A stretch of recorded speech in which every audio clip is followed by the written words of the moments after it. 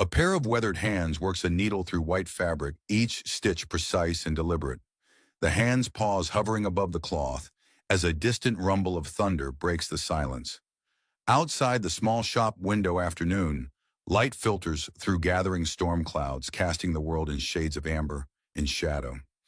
Abigail Mason takes a deep breath, the thimble on her finger, catching the fading light. Her eyes drift to a small photograph of three young girls and their parents tucked into the frame of her sewing table mirror. The glass is cracked at one corner.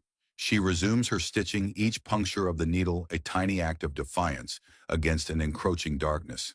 In the back room, her sister's laughter rises and falls like birdsong before a storm. On the street outside, a man in a fine coat pauses before the shop window. His reflection overlays the scene inside, his shadow falling across Abigail's focused form. His fingers tap against a small velvet box in his pocket as he watches unnoticed the rhythm of his tapping, slightly too insistent to be casual. The needle stills again. Something unspoken hangs in the air, waiting to unravel. Black and white. The howling wind swept across the barren plains, bending the tall grass like waves on a restless sea. The sound, hollow and mournful, carried with it the whispers of countless souls who had traversed this desolate land. Some by choice, others by force. Abigail Mason was among the latter. Her wrists raw and bloody bore the weight of iron shackles. The metal clinked with every jolt of the prison wagon, a constant reminder of her captivity. 3 weeks. It had been 3 weeks since the light left her world, since the last time she had felt the warmth of freedom on her skin. There are days her thoughts came in whispers carried by the wind across the monochrome landscape. When these chains are all that keep me whole, because I know if given freedom, I would simply disappear. The prison wagon lurched violently as it hit another rut in the barely there trail. Beside her, Rebecca, her face a mask of quiet dignity. Despite the grime and exhaustion, steadied Charlotte as the youngest sister nearly tumbled from the wooden bench. Outside, storm clouds gathered on the horizon, promising fury that matched the tempest in Abigail's heart.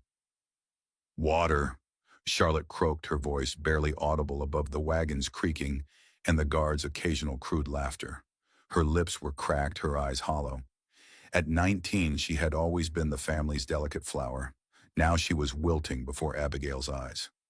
"Quiet in there," Haskell barked from his position at the front of the wagon. The older of their two guards, his voice carried the permanent stench of cheap whiskey and even cheaper tobacco. Rebecca leaned closer to Abigail, her chains rattling softly.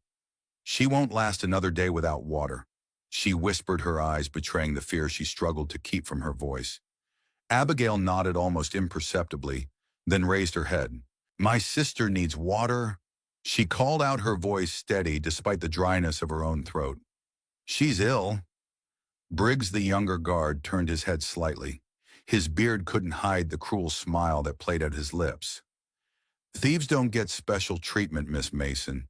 You should have thought about your sister's constitution before you decided to steal from Mr. Reynolds." "We stole nothing."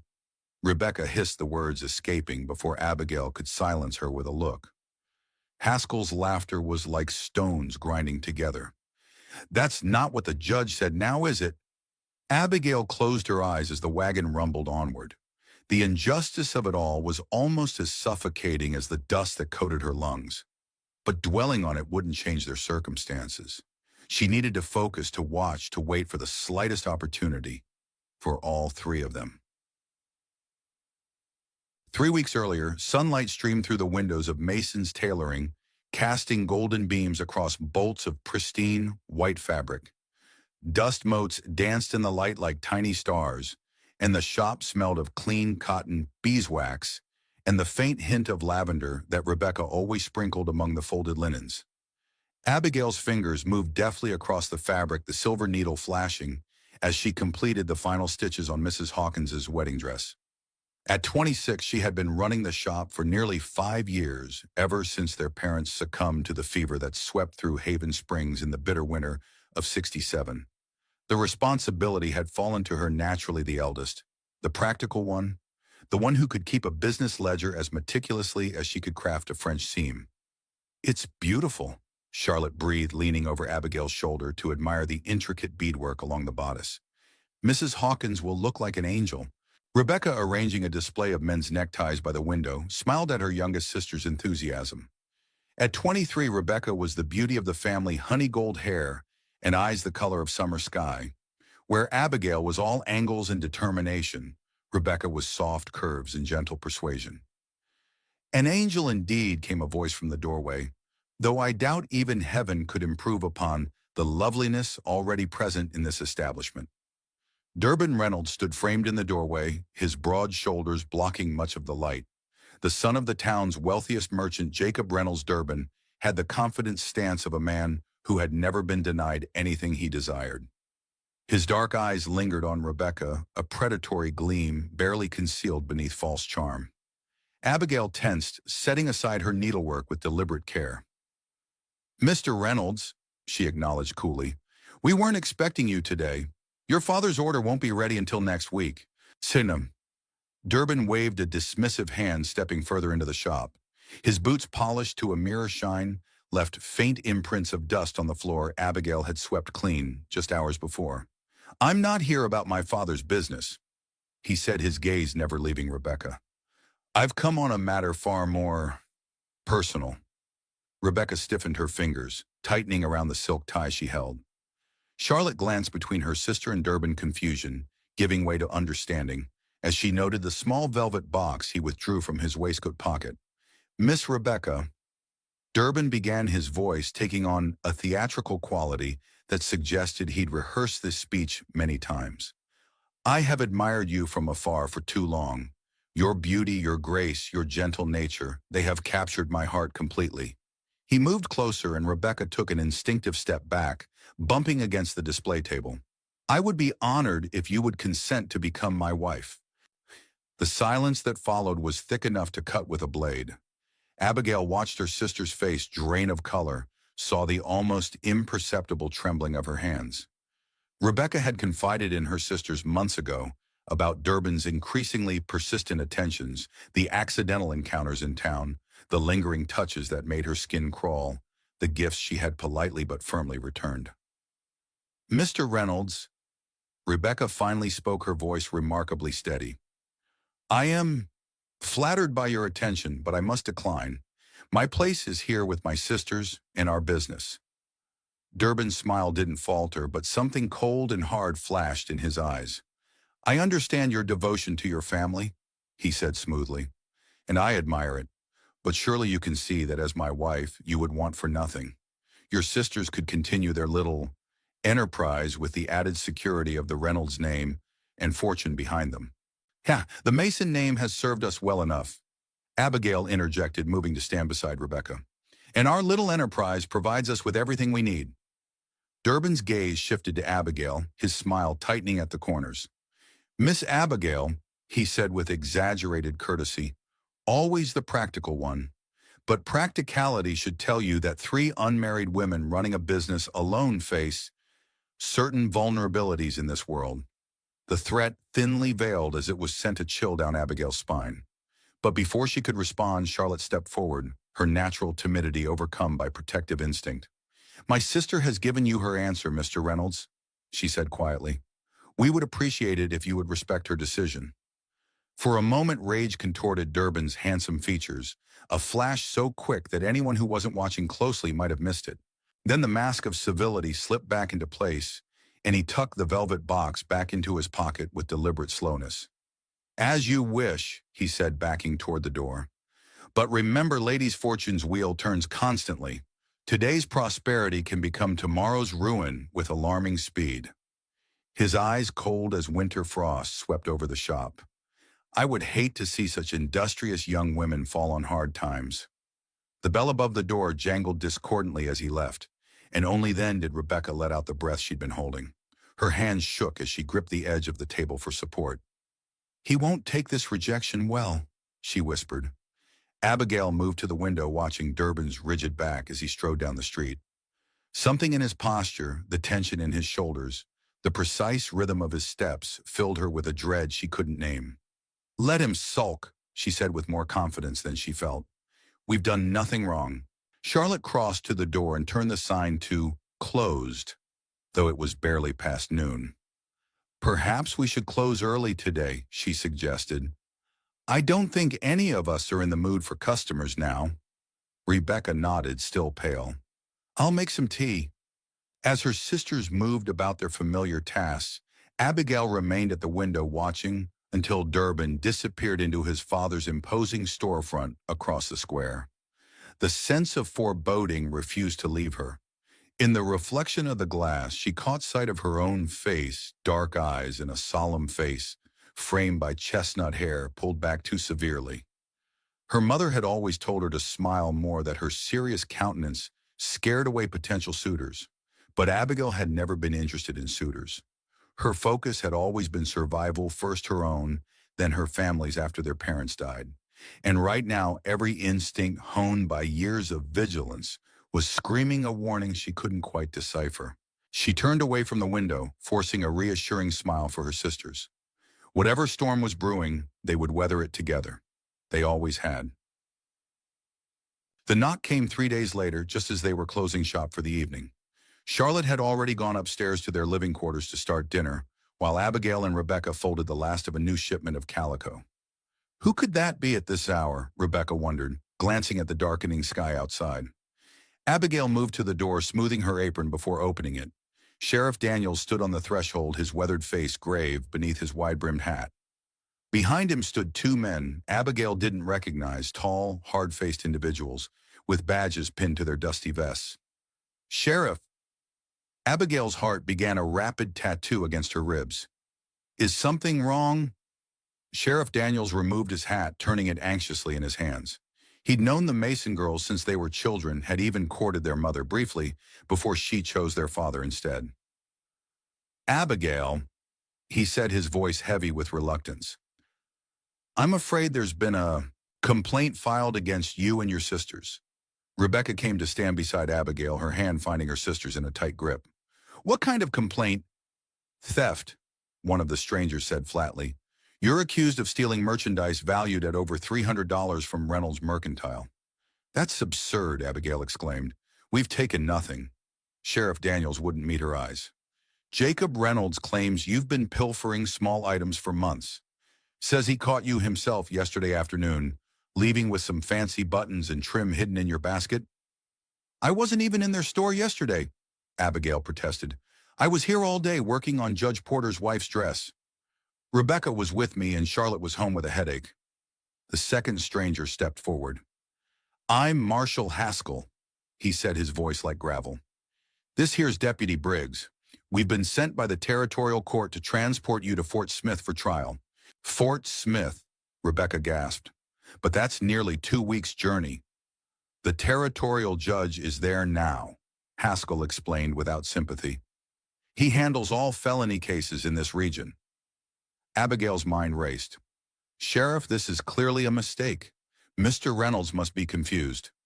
It ain't just his word, Briggs interrupted. Got 3 witnesses say they saw you taking items over the past month. Who? Abigail demanded. Sheriff Daniels finally looked at her, regret etched in the lines of his face.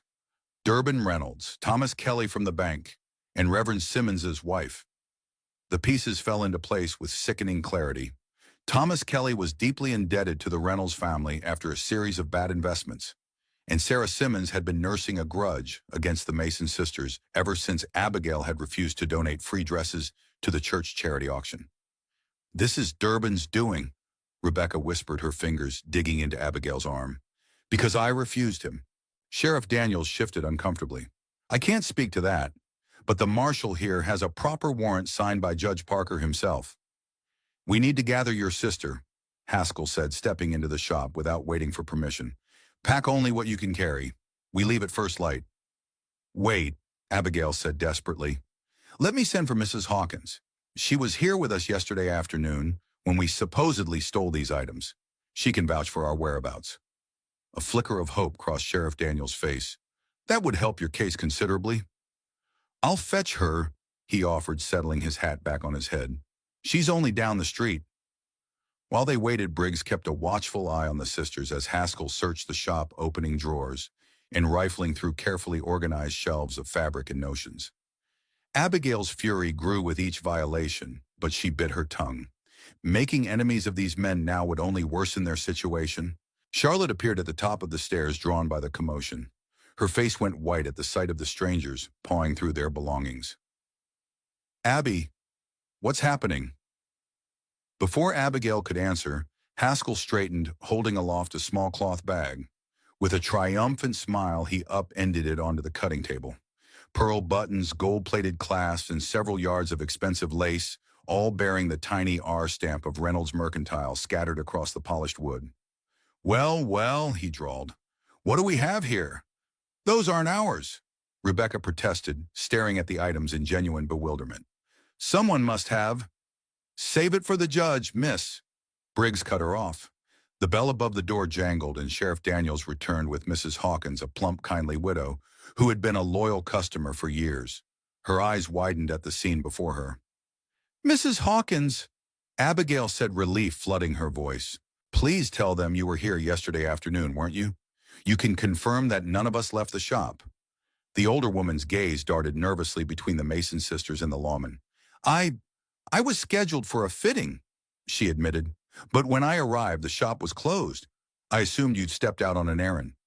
"That's not possible," Rebecca insisted. "We were here all day." Mrs. Hawkins wrung her hands, distress evident in her face. "I'm sorry, dears.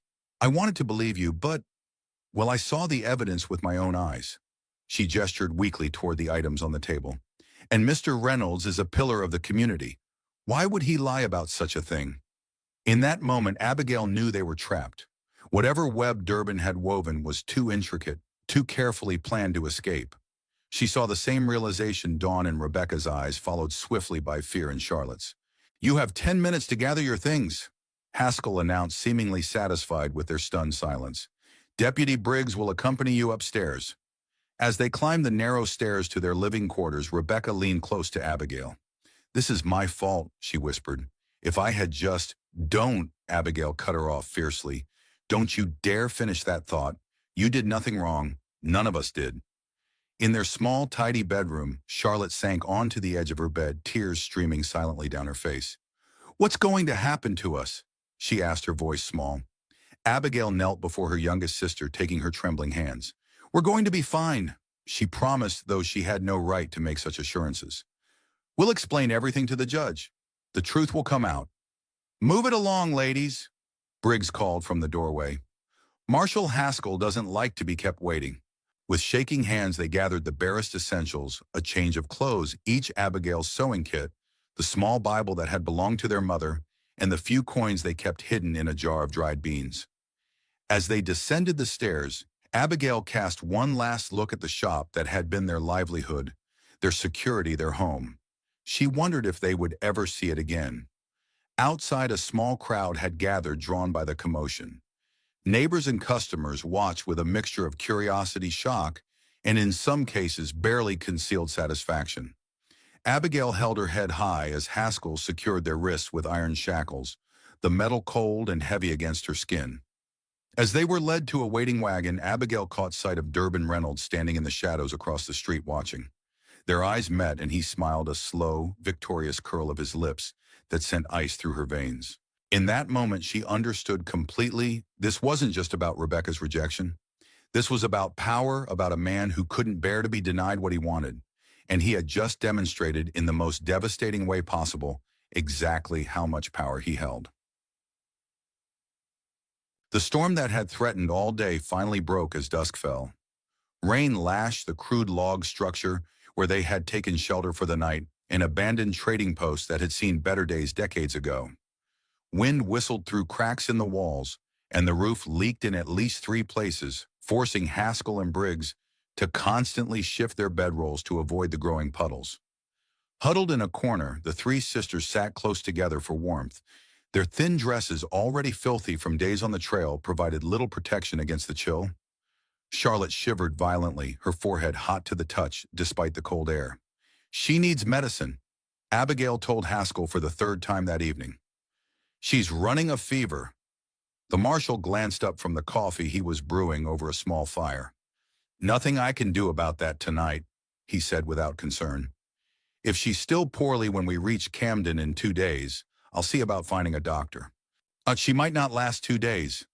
Rebecca snapped, her patience finally breaking after nearly a week of forced docility. Briggs snorted from his position by the door, where he was cleaning his rifle. Should have thought about that before you decided to steal. Abigail bit back a retort. Arguing would accomplish nothing except perhaps making their captors even less inclined to help. Instead, she shifted her attention to studying the men who held their fate in calloused hands. Haskell was the more dangerous of the two, methodical, observant, and utterly without mercy. Each night when they made camp, he removed his gun belt last and hung it within arm's reach of wherever he chose to sleep. The keys to their shackles hung from a thick leather cord on his belt alongside a wicked-looking hunting knife. Briggs was younger, more impulsive, and harbored a mean streak that manifested in small cruelties, forgetting to refill their water canteen, deliberately steering the wagon through muddy ruts so that they were splashed, making lewd comments just loud enough for them to hear. But he was also careless, often leaving his weapons unattended and falling into a deep, snoring sleep after too much whiskey. Tonight, both men seemed on edge, eyes constantly darting to the walls as if expecting them to cave under the storm's assault. The rain had washed out part of the trail ahead, Haskell had announced grimly, which meant they would be stuck at this decrepit outpost for at least another day. You should try to sleep, Abigail murmured to her sisters as Haskell and Briggs argued over who would take the first watch. I'll keep an eye on things. Rebecca nodded wearily, helping Charlotte lie down on the thin blanket they had been permitted to bring. The youngest Mason was asleep almost instantly, her breathing shallow and too rapid. She's getting worse, Rebecca whispered, stroking Charlotte's damp hair from her forehead. Abby, if we don't get her help soon... I know, Abigail cut her off, unable to bear hearing the fear in her sister's voice. I'm working on it. Rebecca studied her face in the dim firelight. You have a plan. It wasn't a question. Rebecca had always been able to read her eldest sister like an open book, despite Abigail's best efforts to maintain a facade of calm control. Abigail's gaze flicked to where Haskell was finally settling down, having lost the argument about watch duty. As was his habit, he removed his gun belt, last hanging it on a nail protruding from a nearby support beam. The keys glinted in the firelight, tantalizing in their proximity. Maybe, she whispered back. But it's dangerous, and I need you to be ready to move quickly if an opportunity presents itself. Rebecca's eyes widened slightly, but she nodded without hesitation. Whatever you need. For now, just rest, Abigail instructed, squeezing her sister's hand. And pray that this storm gets worse before it gets better. As if in answer to her words, a tremendous crack of thunder shook the small building, and a fresh torrent of rain hammered against the roof. Briggs cursed as a new leak opened directly above his head, forcing him to drag his bedroll closer to the fire. Abigail leaned back against the rough wall, closing her eyes as if to sleep, but her mind remained alert, calculating. The storm was both blessing and curse. It provided cover and distraction, but also made travel more treacherous. If they managed to escape, they would be facing a wilderness turned hostile by weather, with no supplies and no clear destination. But the alternative was to continue this journey to certain ruin. Fort Smith meant trial before a judge who would undoubtedly believe the testimony of the respectable witnesses Durbin had arranged. And after that, prison or worse. The territorial court was not known for its leniency, especially toward women who stepped outside society's narrow boundaries. No, Abigail decided as another thunderclap rattled the windows. Whatever the risks of escape, they paled in comparison to the certainty of what awaited them if they did nothing. Beside her, Charlotte stirred restlessly in her fever-induced sleep. The bird woman, she murmured so softly that Abigail nearly missed it beneath the storm's fury. She's waiting. In the valley. Abigail exchanged a worried glance with Rebecca. Charlotte had always been sensitive, imaginative. Some in town had even whispered touched when they thought the Masons couldn't hear. But this fevered rambling sent a chill down Abigail's spine that had nothing to do with the damp cold seeping through her clothes. Shh, Rebecca soothed, pressing a damp cloth to Charlotte's forehead. Rest now. Charlotte's eyes fluttered open, unnaturally bright in her pale face. She showed me the way, she insisted, gripping Rebecca's wrist with surprising strength. An old woman with a bird mask. She reached out her hand and said, Go to where you belong. Her gaze drifted to Abigail. "We have to follow her." "We will," Abigail promised, though the words were meant only to calm her sister. "But first you need to get well." Charlotte nodded, seeming satisfied, and drifted back into uneasy sleep. Rebecca looked up at Abigail, concern etched in her features. "It's just the fever," she whispered. But something in Charlotte's words had resonated in a place beyond reason. "Go to where you belong." The Masons no longer belonged anywhere. Their shop would be seized to compensate the Reynolds family, their reputation in Haven Springs destroyed. They were adrift, untethered from everything they had known. Perhaps Abigail thought as she watched the rain stream down the cracked window pane that was its own kind of freedom. The next morning dawned gray and sullen, the storm having spent its fury overnight, but leaving behind a world transformed by mud and debris. Briggs, bleary-eyed from his watch, slouched by the door, smoking a cigarette, while Haskell methodically packed their meager supplies. "We'll wait another day," he announced, eyeing the sodden landscape through the open door. "Trail's too washed out for the wagon." Charlotte's condition had worsened during the night. She lay shivering despite the blanket wrapped tightly around her, her breathing labored and her skin burning to the touch. Abigail had managed to coax her to drink a little water, but she refused the hard biscuit that constituted their breakfast. "My sister needs medicine," Abigail told Haskell, again her voice taut with worry and barely suppressed anger. "She won't survive another day like this." The marshal regarded Charlotte with clinical detachment. "Nearest settlement's Camden, and that's still a day's ride in good conditions." "Then go," Rebecca suggested, a note of desperation in her voice. "Take the horses and ride ahead. Bring back a doctor or medicine." Haskell snorted. "And leave you three alone with Briggs. I wasn't born yesterday, Miss Mason." "Then take us with you," Abigail countered. "We can ride double. Anything is better than sitting here watching my sister die."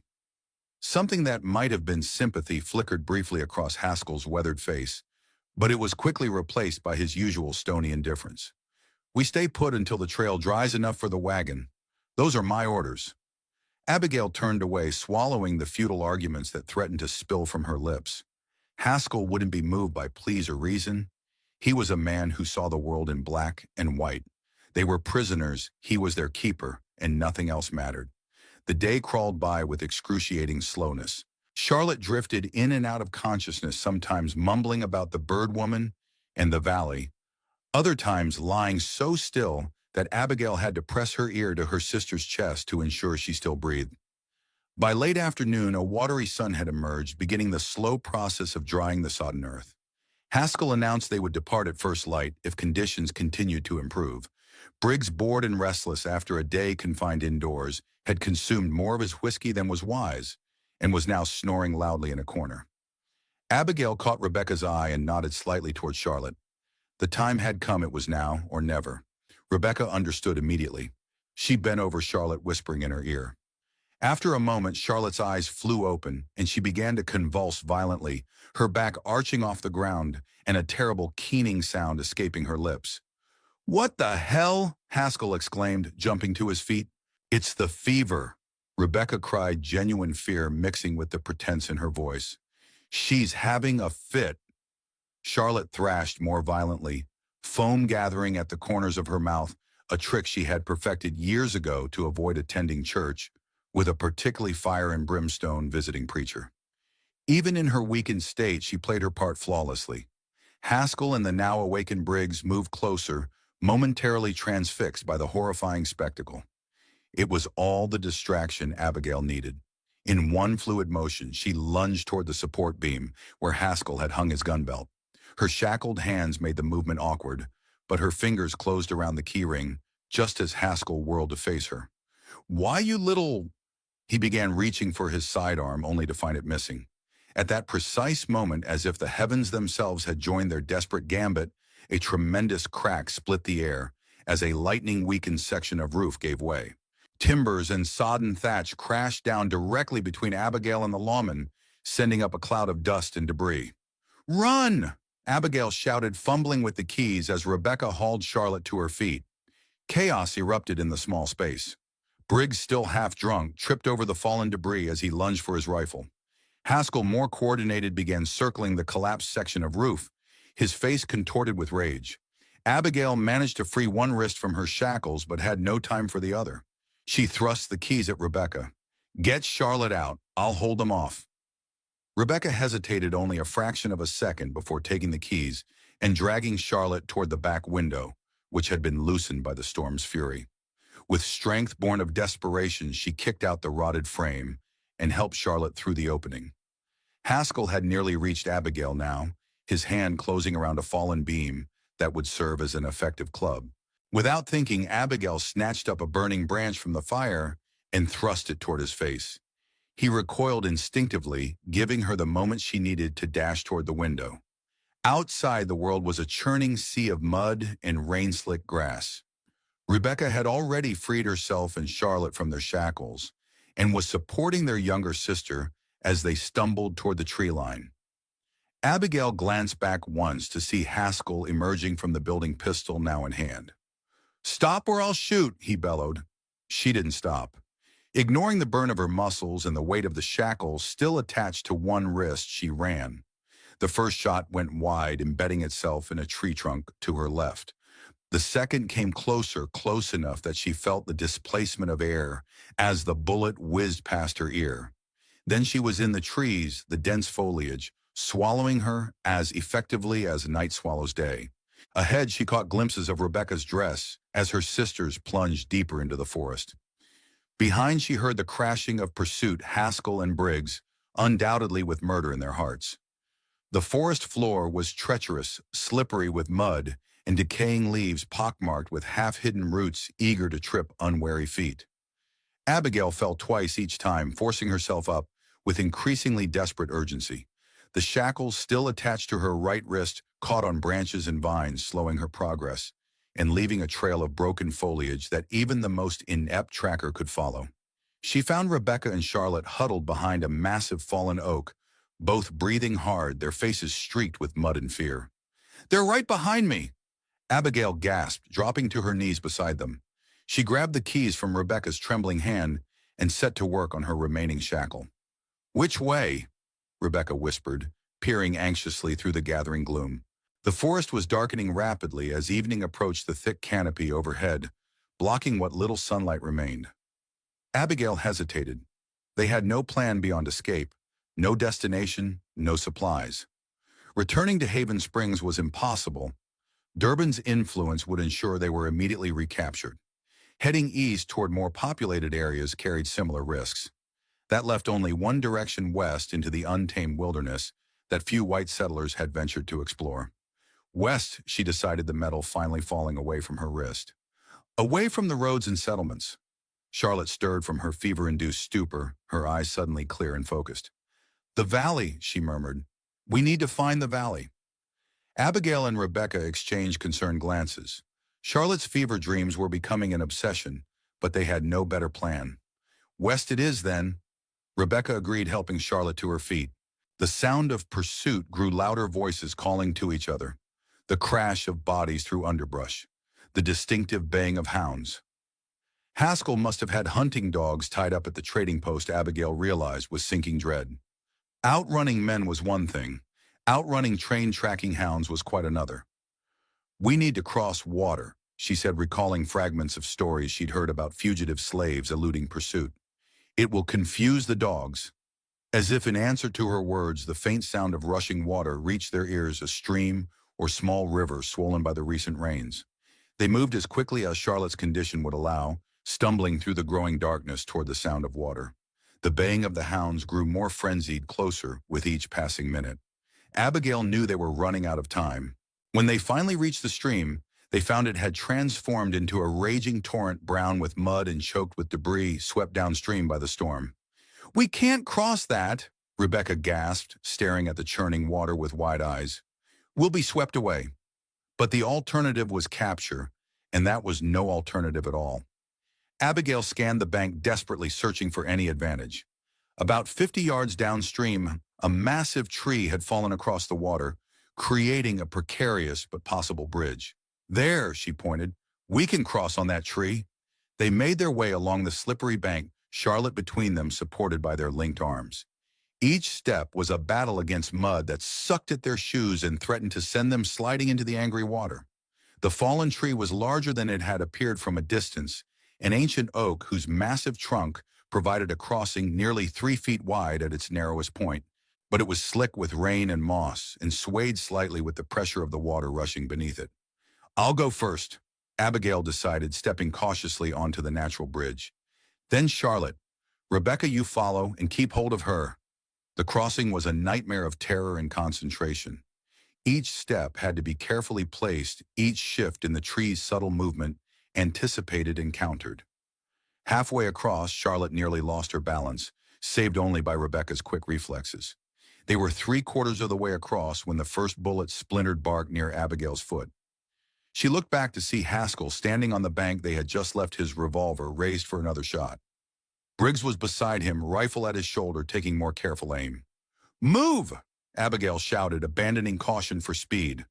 The next few moments passed in a blur of gunshots, splintering wood, and desperate scrambling.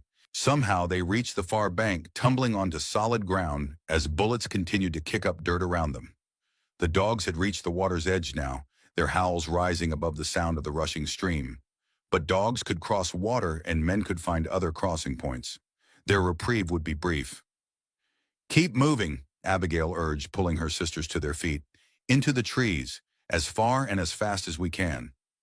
The forest on this side of the stream was different, older, wilder, with massive trees whose branches formed a cathedral-like canopy overhead.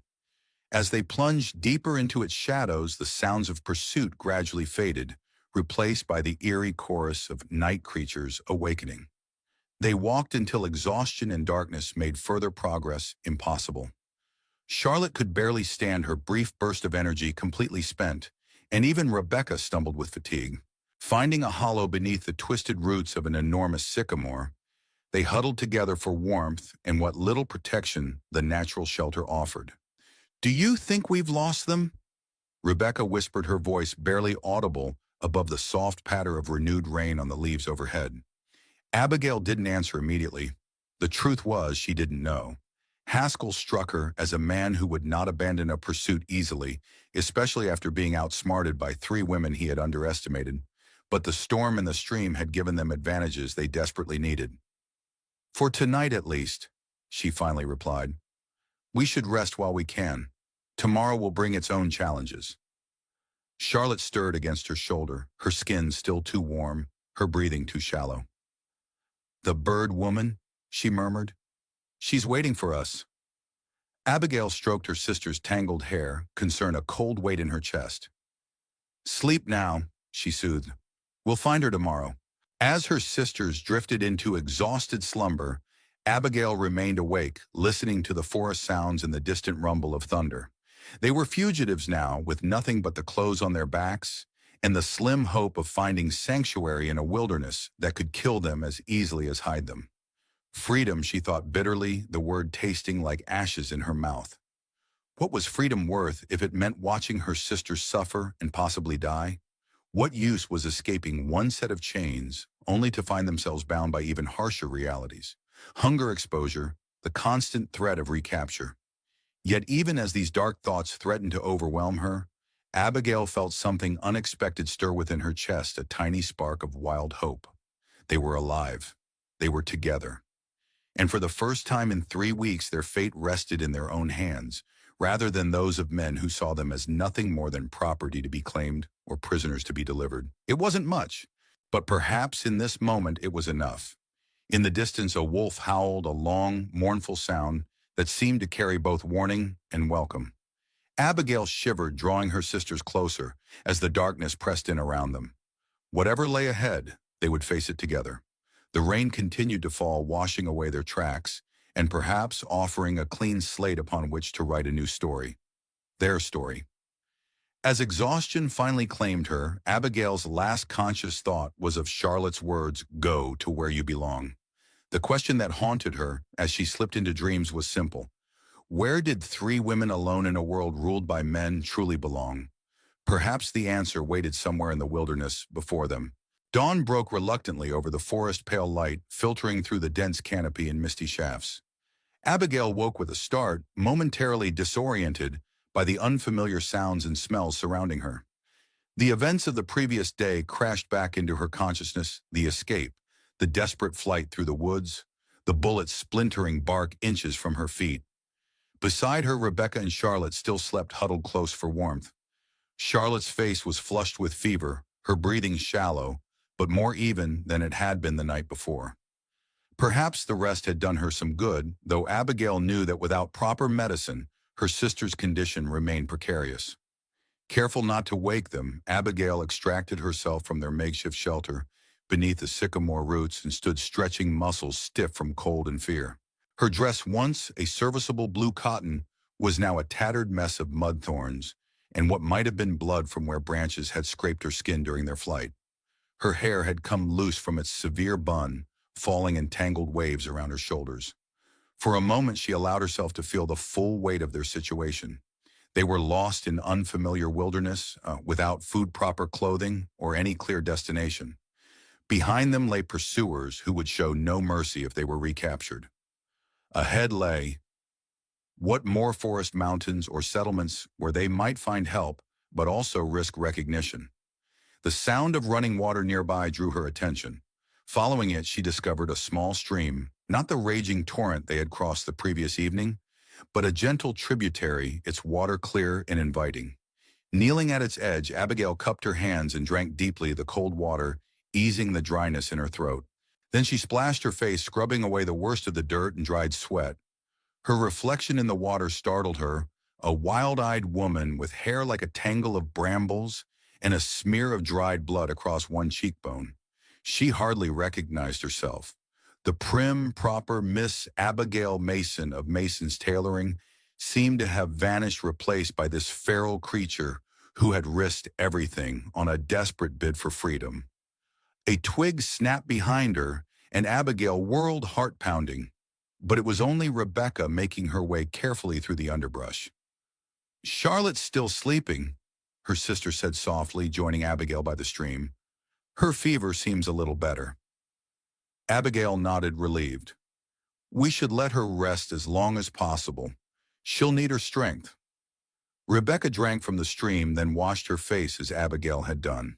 In the pale morning light, her beauty remained undimmed despite the ordeal they had endured, perhaps even enhanced by a new wildness that complemented her natural grace. "What's our plan?" she asked, straightening and looking at Abigail with the same trust she had shown since childhood, as if her older sister held all the answers. Abigail wished desperately that she had those answers. "We keep moving west," she said, trying to project more confidence than she felt. "Stay away from settlements, find food if we can, and—" She hesitated, then added, "listen for any signs of pursuit." Rebecca's eyes darkened with worry. "Do you think they're still looking for us?" "Haskell doesn't strike me as a man who gives up easily," Abigail replied grimly. "And we're fugitives now. They'll be even more determined to find us." They returned to their shelter to find Charlotte awake, sitting with her back against the sycamore trunk. Her eyes were clearer than they had been the previous day, though exhaustion still shadowed her face. "I dreamed of her again," she said without preamble. "The woman with the bird mask." Abigail exchanged a glance with Rebecca. "Charlotte."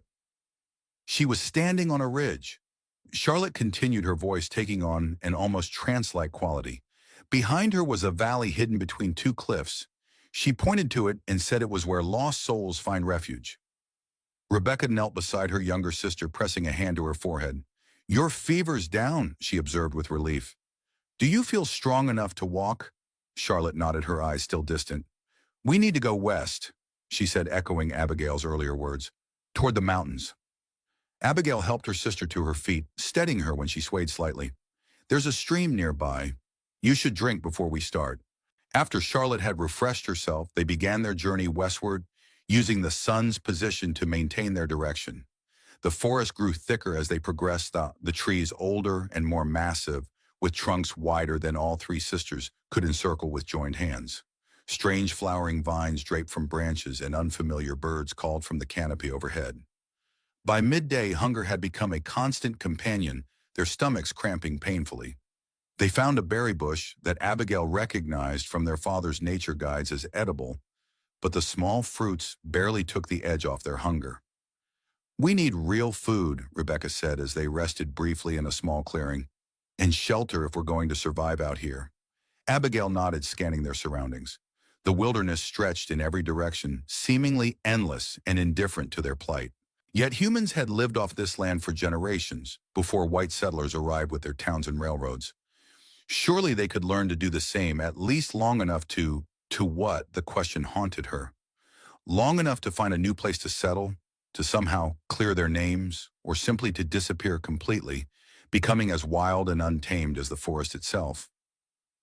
Charlotte had been unusually quiet for the past hour, conserving her strength as they navigated the difficult terrain. Now she stiffened suddenly, her head tilting, as if listening to a sound only she could hear. "Someone's coming," she whispered.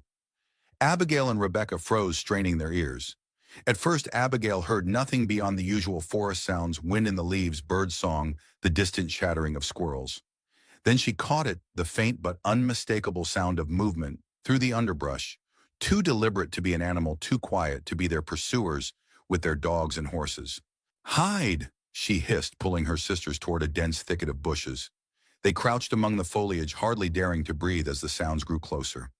Abigail's heart hammered in her chest, her hands instinctively tightening around a sturdy branch. She had picked up a poor weapon, but better than nothing. Through gaps in the leaves, she caught glimpses of a figure moving through the trees with the fluid grace of someone intimately familiar with the forest. It was a man, tall and lean, with copper skin and long black hair pulled back from a face marked by a jagged scar that ran from temple to jaw. He wore buckskin leggings and a loose shirt of the same material, and moved with such silent precision that he seemed almost a part of the forest itself. Not one of their pursuers, then, but not necessarily a friend either. The man paused not 10 feet from their hiding place, head tilted as if sensing their presence. His hand moved to the knife at his belt, not drawing it, but resting on the hilt in readiness. "I know you are there," he said, his voice low and accented, but his English clear. "I mean no harm." Abigail exchanged a swift glance with her sisters. They had no reason to trust this stranger, but little choice given their desperate circumstances. Taking a deep breath, she rose slowly from their hiding place, keeping her sisters behind her. "We're unarmed," she said, though she still clutched the branch. "We're just travelers." The man's dark eyes studied her with an intensity that made Abigail feel as though he could see every lie, every fear, every desperate hope she harbored. His gaze shifted to her wrists, where the raw marks left by the shackles were still visible. "Travelers," he repeated, a hint of irony in his tone, "with iron marks on your skin and the sound of dogs at your back." Abigail stiffened. "You've heard the dogs," he nodded once. "2 miles east. Moving this way." His eyes moved to Charlotte, noting her pallor and the way she leaned heavily on Rebecca. "Your sister is ill." It wasn't a question, but Abigail answered anyway. "Yes, she needs medicine shelter." The man was silent for a long moment, his expression unreadable. Then he made a decision, gesturing westward with a slight tilt of his head. "Come, my people's camp is hidden in the hills. You will be safe there for now." Relief warred with suspicion in Abigail's chest. "Why would you help us?" The man's hand rose unconsciously to the scar on his face. "I recognize the handiwork of white men's justice," he said simply, "and I do not like the men who hunt you. They have killed my people before." He turned and began walking, not looking back to see if they followed. After a moment's hesitation, Abigail nodded to her sisters, and they fell into step behind him. "I am called Nishoba," the man said over his shoulder as they navigated a particularly dense section of forest. "I'm Abigail Mason," she replied after a brief hesitation. "These are my sisters, Rebecca and Charlotte." Nishoba glanced back, his dark eyes lingering on each of them in turn. "Mason?" he repeated as if testing the name. "The dogmen called you this also." Abigail's blood ran cold. "You've been watching us." "I watch all who enter these forests," he said matter-of-factly.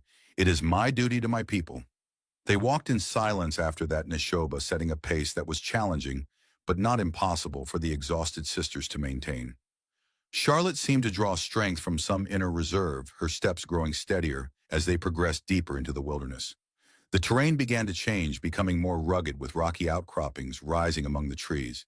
By late afternoon, they were climbing steadily upward along what appeared to be a game trail, though Abigail suspected it was used by humans more often than animals.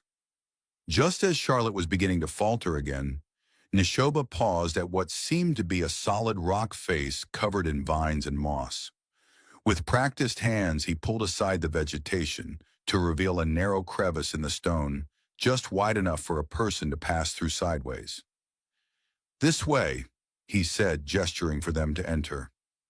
Abigail hesitated, eyeing the dark passage with apprehension. To enter meant placing complete trust in the stranger, surrendering what little control they still possessed over their fate. Nishoba seemed to read her thoughts. "The men who hunt you will not find this place," he assured her, "and your sister needs shelter and medicine." That decided it. Charlotte's need outweighed Abigail's caution. She nodded to Rebecca, who helped Charlotte toward the hidden entrance. "I'll go first," Abigail said, squeezing through the narrow opening. "Then Charlotte, then you, Rebecca." The passage was tight but mercifully short opening after a few yards into a small sheltered canyon hidden between steep cliffs. Abigail froze in astonishment at the sight that greeted her. Nestled within the natural fortress was a small settlement, perhaps 24 structures ranging from traditional teepees to more permanent wooden lodges, arranged in a rough circle around a central fire pit. Children played among the dwellings, women worked at various tasks, and men sat in council near the largest structure. It was a scene of peaceful community that seemed to exist in a world entirely separate from the one Abigail had known. As Rebecca and Charlotte emerged from the passage behind her, followed by Nishoba, all activity in the camp ceased. Every eye turned toward the newcomers, expressions ranging from curiosity to outright hostility. An older man rose from the council circle and approached them. His face was deeply lined, his long hair streaked with gray, and he carried himself with the unmistakable authority of a leader. He spoke to Nishoba in a language Abigail didn't understand, his tone questioning, but not angry. Nishoba responded at length, gesturing to the sisters, and then eastward, presumably explaining their presence. The older man listened impassively, his dark eyes assessing each sister in turn. When Nishoba finished speaking, he was silent for a long moment. Then, to Abigail's surprise, he spoke in clear, if accented English. "I am Tarbay, elder of this band of the Comanche people. Nishoba says you flee from white men's chains, and that your young sister is ill." Abigail stepped forward, meeting his gaze steadily. "Yes, we were falsely accused and arrested. We escaped, but my sister Charlotte developed a fever during our captivity. We're grateful for any help you can offer us." Tarb studied her face as if searching for deceit. "Many white people would consider us more dangerous than whatever fate you fled," he observed. "Yet you followed Nishoba here willingly." "We had little choice," Abigail admitted. "And sometimes the devil you don't know is preferable to the one you do." A flicker of something like approval crossed Tarba's weathered face. "Truth at least," he murmured. Then louder, "You may stay until your sister is well. Makawi, our medicine woman, will tend to her. But understand this, you are not prisoners here, but neither are you free to leave until we are certain you bring no danger to our people." It was a fair condition given the circumstances. Abigail nodded her acceptance. "Thank you." Tarb turned and spoke to a woman who had approached during their conversation, elderly but straight-backed with keen eyes and a face as lined as an ancient map. She stepped forward, examining Charlotte with practiced efficiency, feeling her forehead and checking her pulse. "Come," she said to Charlotte, her English more heavily accented than Tarbay's or Nishoba's. "You need medicine rest." As Makawi led Charlotte toward one of the smaller lodges, Rebecca made to follow, but the old woman stopped her with a raised hand. "Later. First she needs medicine. You need food, clean clothes." She gestured to a younger woman nearby. "Nasha will help you." Rebecca looked to Abigail, who nodded reassuringly. "Go with her. I'll join you shortly." As Rebecca reluctantly followed Nasha, Nishoba stepped closer to Abigail. "Your sister will be well tended," he said quietly. "Makawi has healing knowledge passed down through many generations." Abigail watched as Charlotte disappeared into the lodge, anxiety gnawing at her despite Nishoba's assurances. "How did you come to speak English so well?"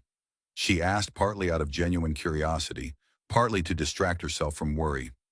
Nishoba's expression darkened slightly. I was taken by soldiers as a boy, kept at their fort for 3 winters. They thought to civilize me. His hand rose unconsciously to the scar on his face. I learned their language, their ways. And when I escaped, I brought that knowledge back to my people. The bitterness in his voice was unmistakable, yet controlled a wound that had healed but left its mark.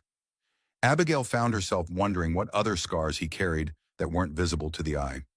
"And your people accepted you back," she asked, "after you had lived among their enemies." "Not all," he admitted.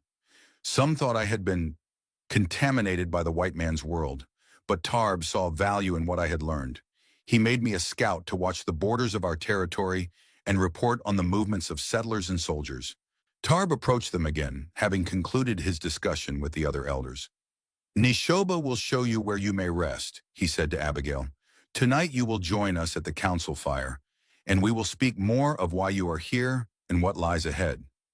Abigail nodded, understanding the unspoken message. Their welcome was conditional, dependent on the full truth of their situation and the judgment of the tribe's leaders. As Nishoba led her toward one of the smaller lodges, Abigail became acutely aware of the eyes following their progress. Some curious, others wary or openly hostile. She realized as much an oddity here as Nishoba must have been among white settlers, a creature out of place, potentially dangerous, simply by virtue of her difference. The lodge he brought her to was simple but comfortable, with sleeping pallets covered in soft furs and a small fire pit in the center, currently unlit. "You and your sisters will stay here," he said. "Nasha will bring food and clean clothing soon." Abigail sank gratefully onto one of the pallets, the exhaustion of their ordeal finally catching up with her now that the immediate danger had passed. "Thank you," she said, meeting Nishoba's gaze directly, "for finding us, for bringing us here." Something flickered in his dark eyes, not quite a softening, but perhaps a recognition. "Rest," he said simply. "You are safe for now." After he left, Abigail allowed herself a moment of weakness, burying her face in her hands as tears threatened to overwhelm her. The events of the past weeks, Durbin's rejection, their arrest, the desperate escape, and now this unexpected sanctuary seemed almost too much to process. They were alive, yes, but what future awaited them? Could they ever return to the world they had known? Or were they now as adrift as autumn leaves on a restless wind? Rebecca entered the lodge a short time later, her face freshly washed and her tattered dress replaced by a simple garment of soft deerskin. She carried a similar dress for Abigail, along with a wooden bowl of what appeared to be some kind of stew. "Charlotte?" Abigail asked immediately. "Sleeping," Rebecca assured her. "Makawi gave her some kind of herbal tea. She said the fever should break by morning." She handed Abigail the bowl. "Eat. It's good venison and some kind of wild onion, I think." Abigail hadn't realized how ravenous she was until the first spoonful of stew touched her lips. She ate quickly, the warm food spreading comfort through her chilled body. "What do you make of them?"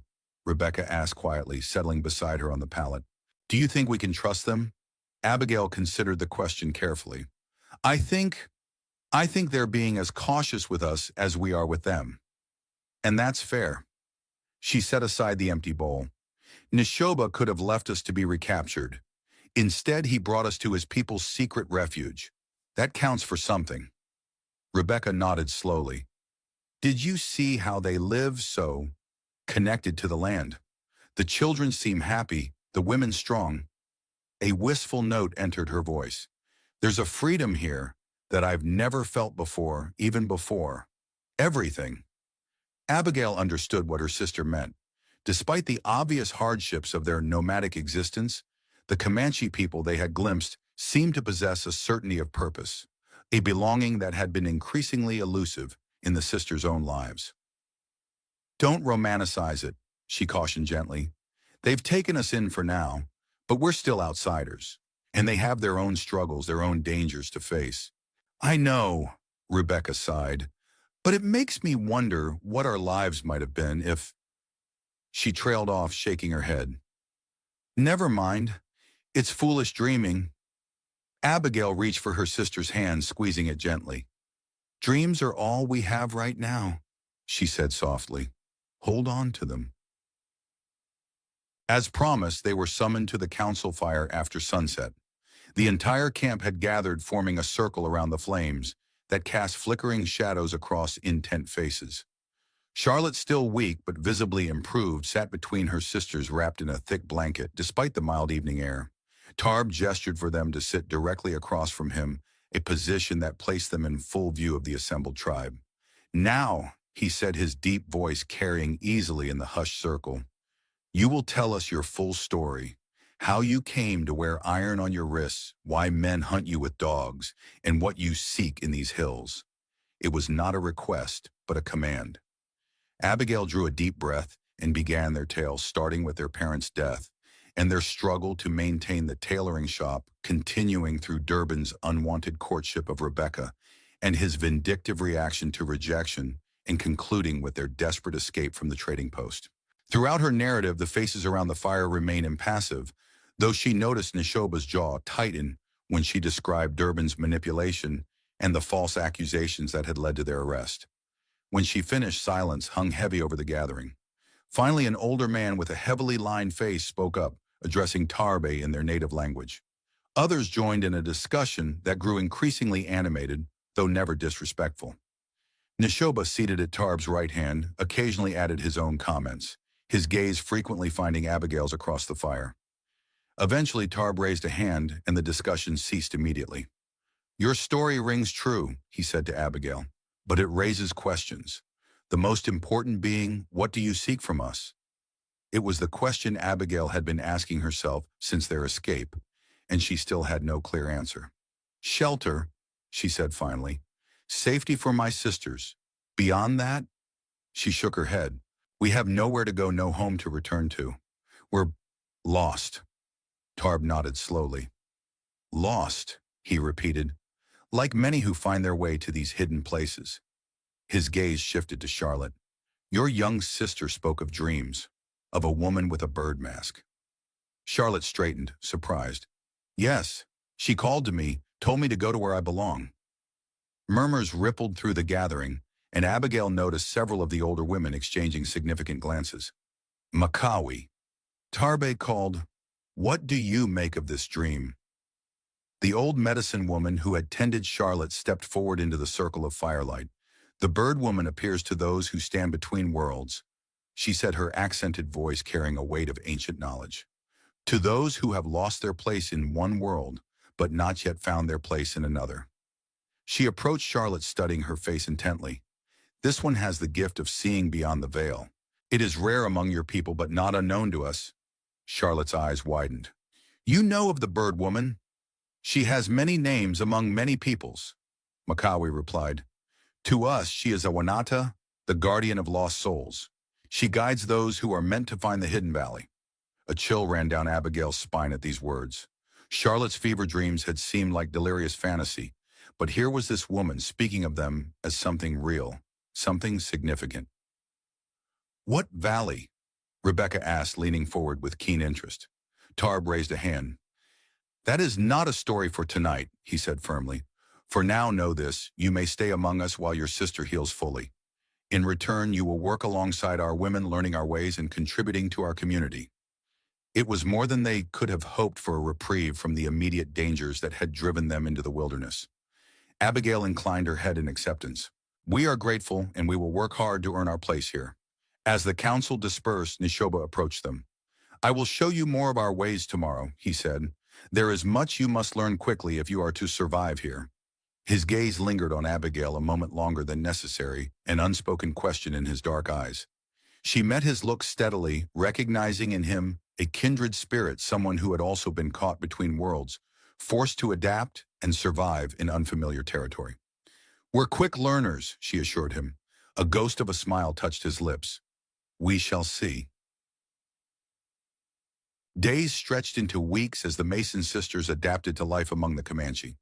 True to her word, Abigail threw herself into learning everything she could: how to prepare hides for clothing, how to identify edible plants, how to move silently through the forest as Neshoba did.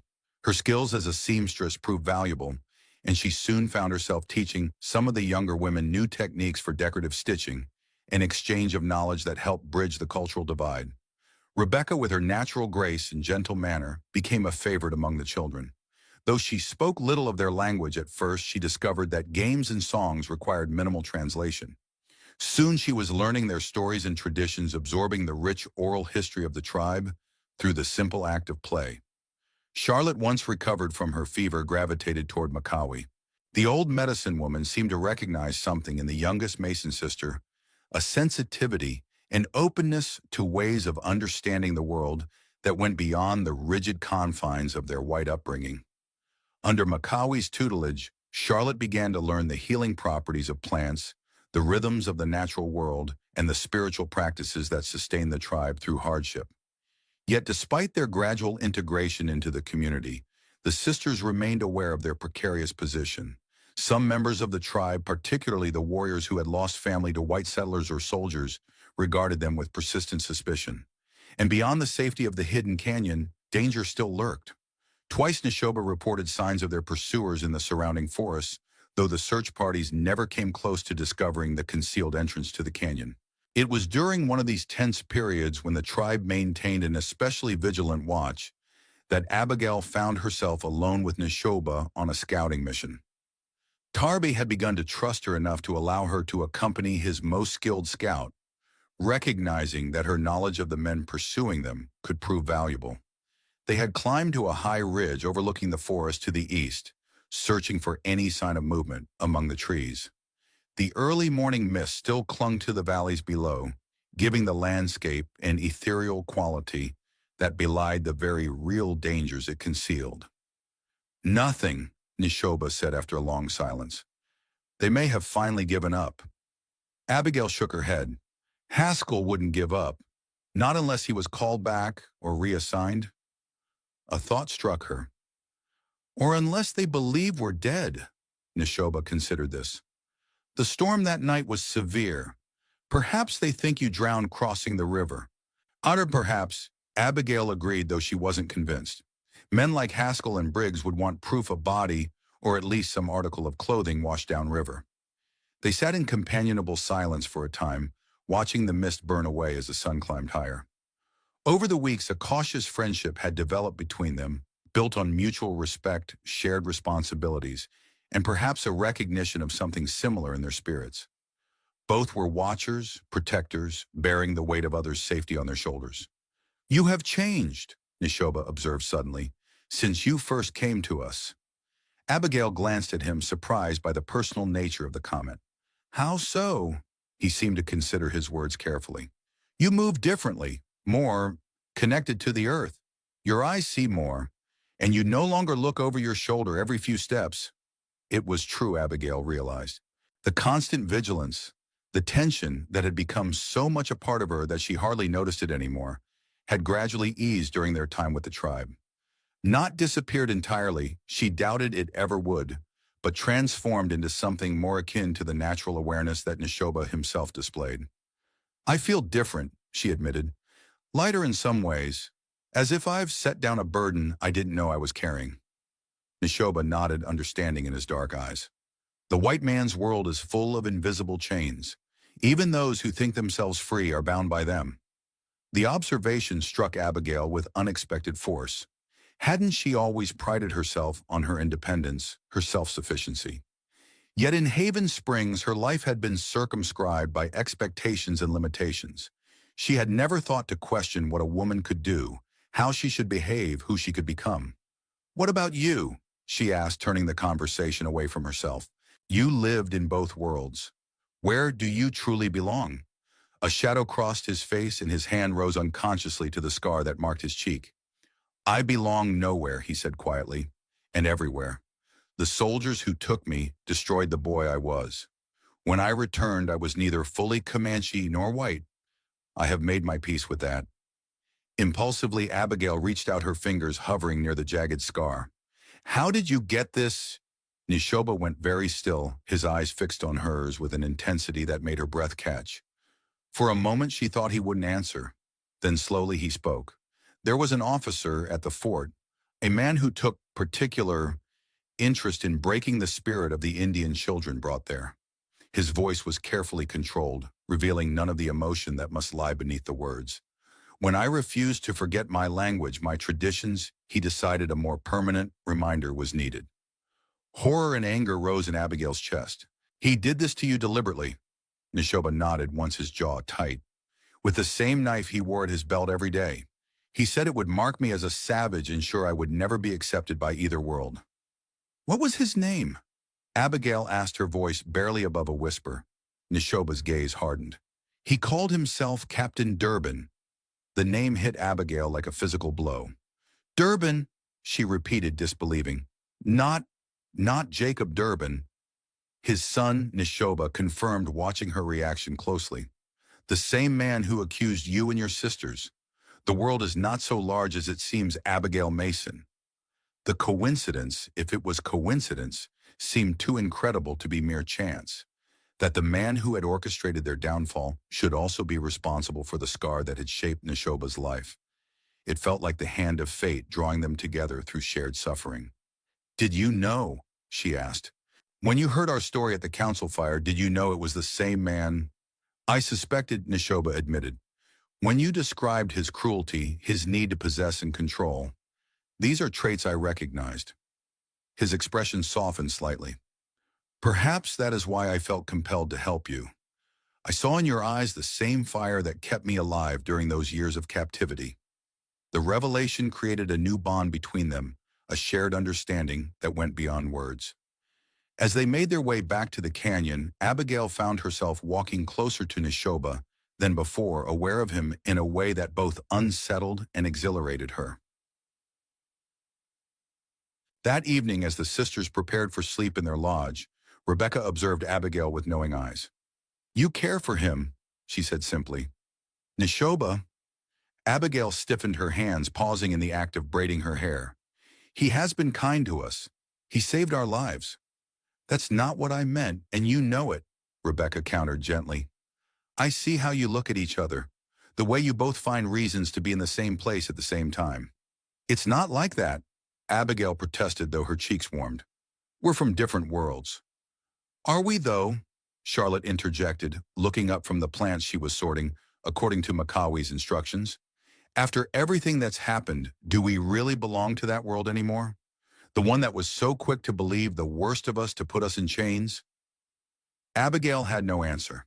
The truth was, she had been asking herself the same questions with increasing frequency. Their old life seemed impossibly distant now, like a story she had read rather than lived.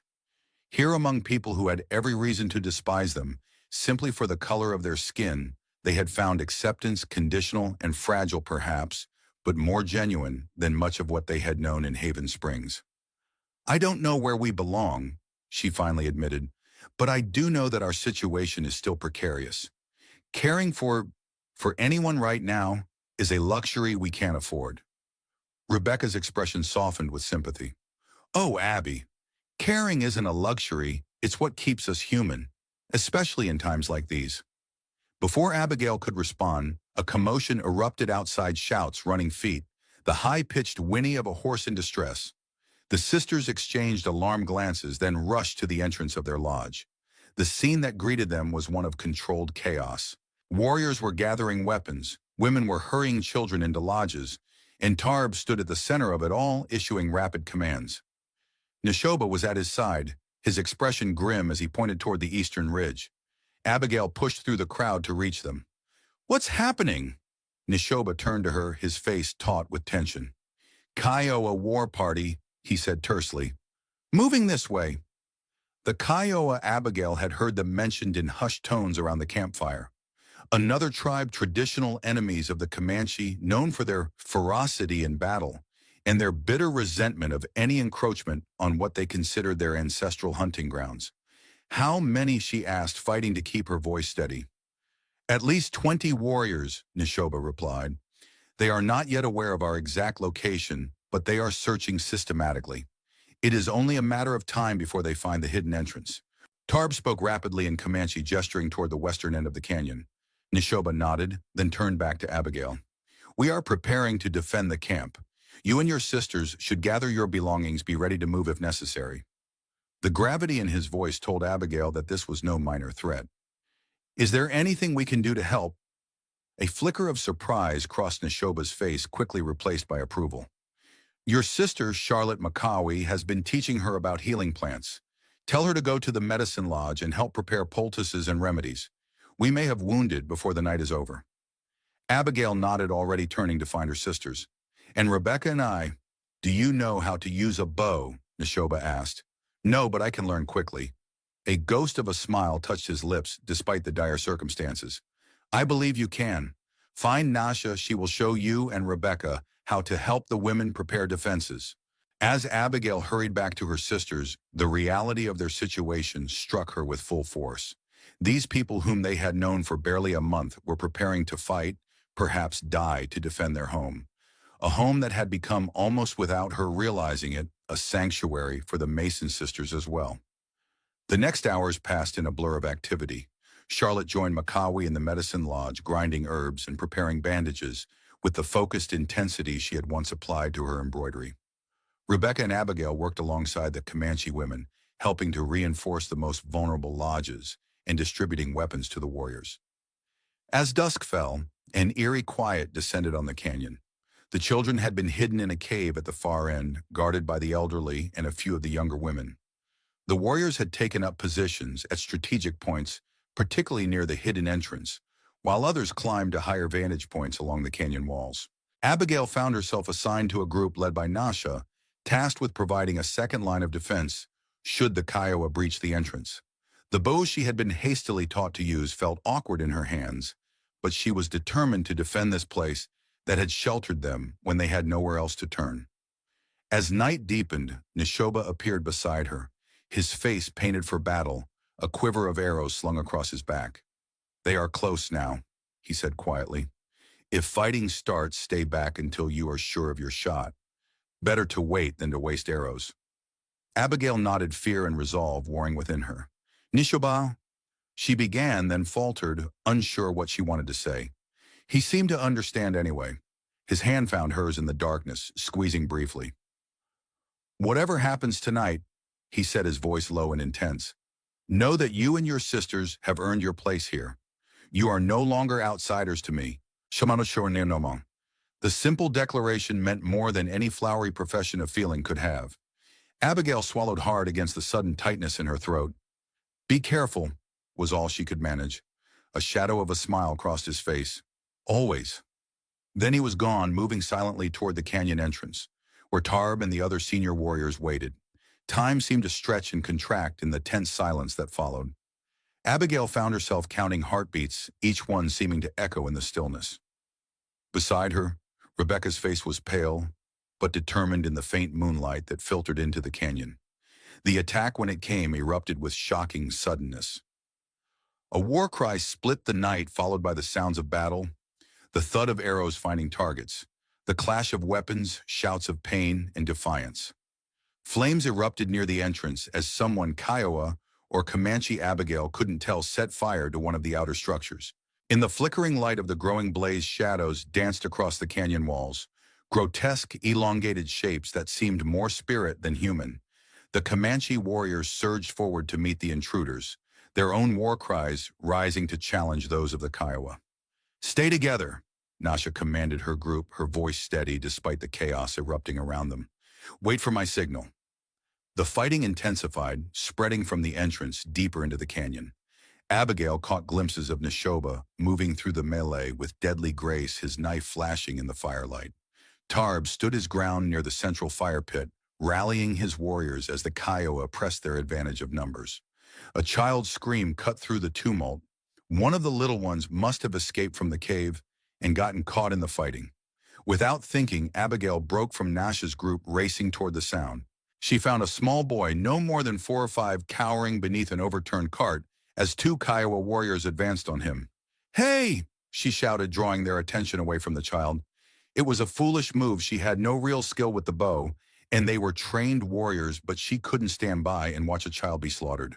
To her shock, the arrow she loosed found its mark embedding itself in the thigh of the nearest warrior. He staggered, cursing in his native tongue, while his companion turned the full force of his attention on Abigail. Time seemed to slow as the warrior raised his tomahawk. Abigail knew she wouldn't be able to knock another arrow in time. She braced herself for the blow, a strange calm descending over her. At least she would die doing something that mattered, protecting an innocent. The blow never fell. Instead, the warrior's eyes widened in surprise, then dulled as he crumpled forward, revealing Neshoba standing behind him, his knife wet with blood. "The boy?" Abigail gasped, pointing to where the child still huddled terrified. Neshoba scooped up the child with one arm, pulling Abigail with his free hand.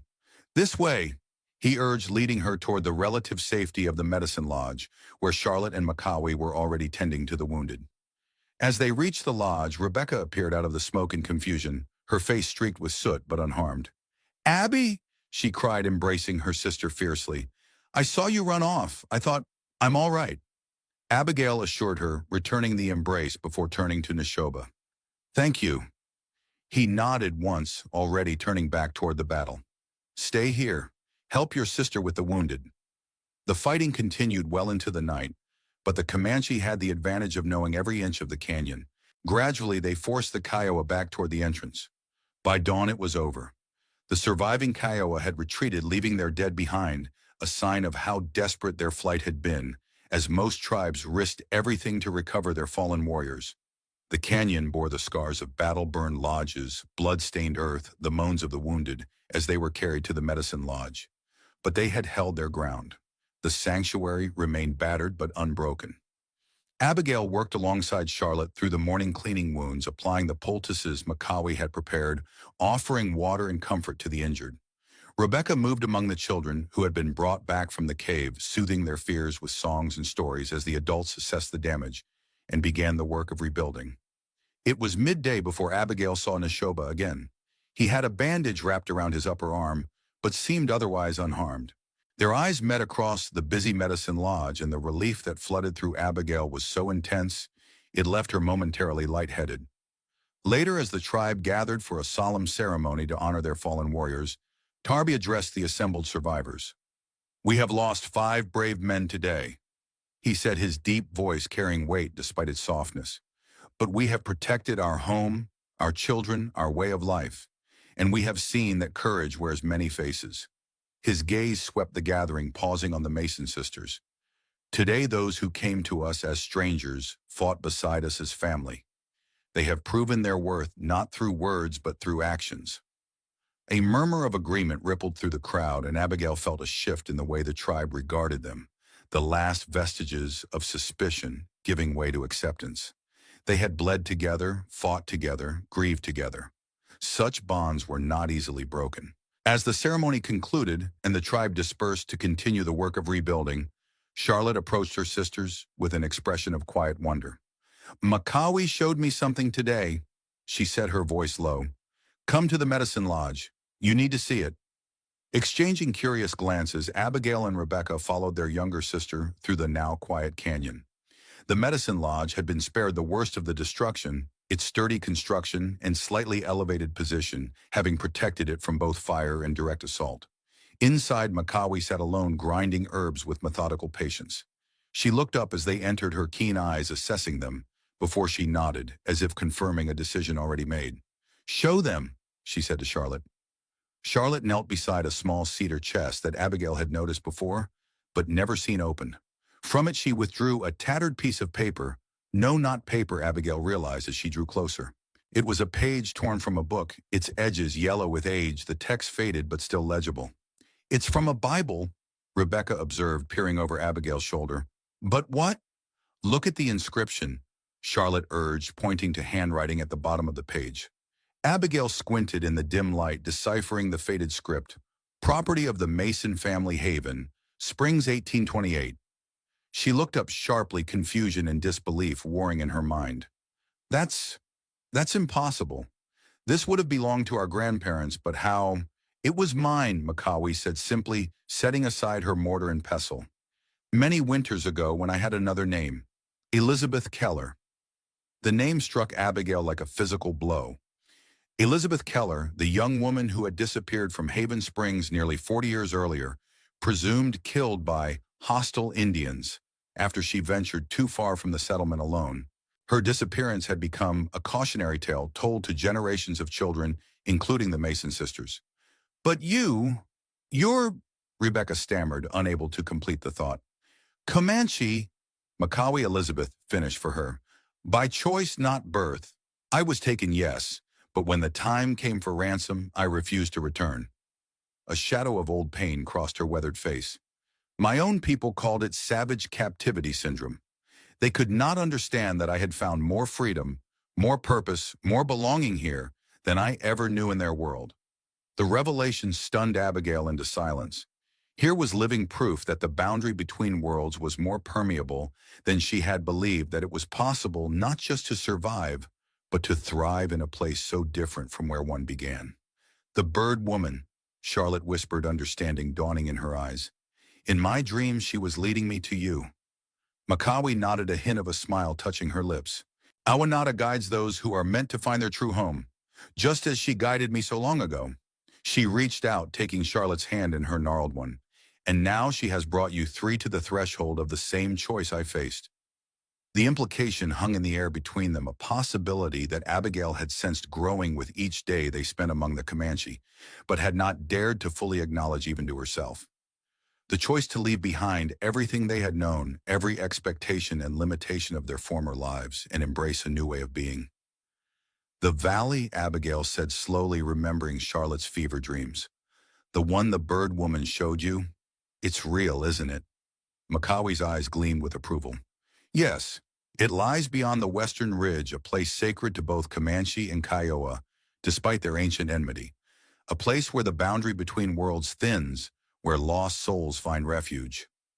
She turned to Charlotte. Your sister has the gift of seeing. She has been called there, as have you all. Rebecca shook her head, overwhelmed. But we can't just disappear. Our shop, our life in Haven Springs, is gone. Abigail finished quietly, the truth she had been avoiding, finally spoken aloud. Even if we could clear our names, even if Durbin faced justice for what he did, Haven Springs will never be home again. The realization should have brought grief, and perhaps a part of her did mourn for the life they had lost. But stronger than grief was a sense of possibility, of doors opening rather than closing, of paths stretching before them that they had never imagined walking. Macawi watched them with knowing eyes, patience born of decades of waiting etched in the lines of her face. The choice is yours, she said simply, as it was mine all those years ago. But know this, some souls are born to one world, but belong to another. The bird woman does not call to those who have no place in the valley. As they left the medicine lodge, stepping into the afternoon sunlight, Abigail felt as though she were seeing the canyon and its inhabitants with new eyes. Not as strangers who had offered temporary sanctuary, but as people who might become family. Not as a waypoint in their journey, but as a beginning. Neshoba stood near the central fire, deep in conversation with Tarby. As if sensing her gaze, he looked up, his dark eyes finding hers across the distance. In that look, Abigail read the same question that now burned in her own heart, not where do we belong, but could we belong here together? The answer lay somewhere ahead, in a valley they had not yet seen, but that Charlotte had glimpsed in dreams. A valley where perhaps the boundaries between worlds might blur enough to allow something new to emerge, not white, not Comanche, but a life of their own making. It was not a choice to be made lightly or quickly. But for the first time since they had fled into the wilderness, with chains still dangling from their wrists, Abigail felt the stirring of true hope, not just for survival, but for a life worth living. As if reading her thoughts, Rebecca squeezed her hand.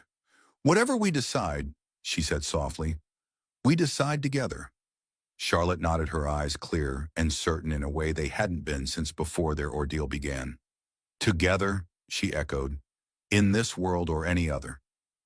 Abigail looked from her sisters to the community that had welcomed them, despite every reason for suspicion, then to Neshoba, who had risked everything to bring them to safety. The path ahead was uncertain, fraught with challenges she could barely imagine. But they would not walk it alone. Together, she agreed, and felt the words settle in her heart like a promise. 3 days after the Kiowa attack, dawn broke over the canyon in shades of amber and gold, painting the stone walls with light that seemed to pulse with life. Abigail stood at the entrance of her lodge, watching as the Comanche camp slowly awakened. The signs of battle remained: charred timbers, blood-stained earth lodges being rebuilt. but there was a resilience in the way the people moved, a quiet determination that spoke of generations of survival against impossible odds. Tarb had called for a council meeting at first light.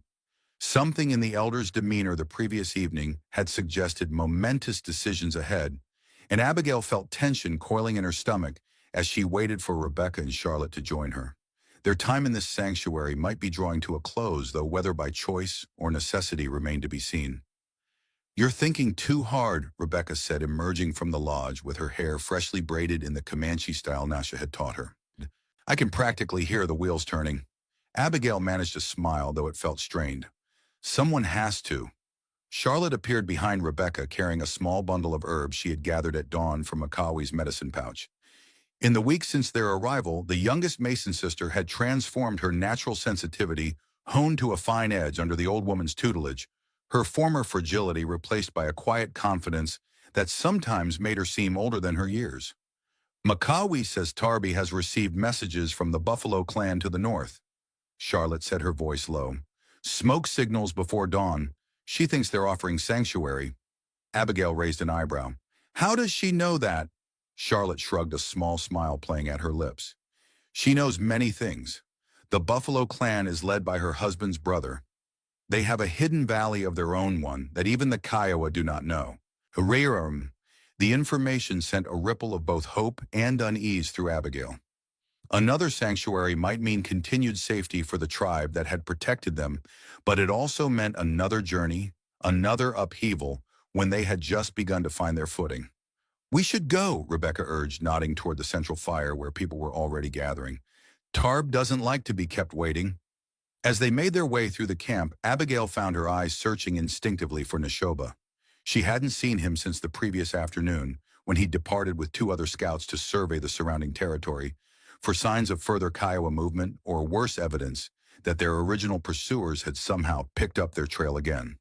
The council fire had been built up higher than usual, its flames leaping toward the morning sky, as if reaching for something beyond mortal grasp.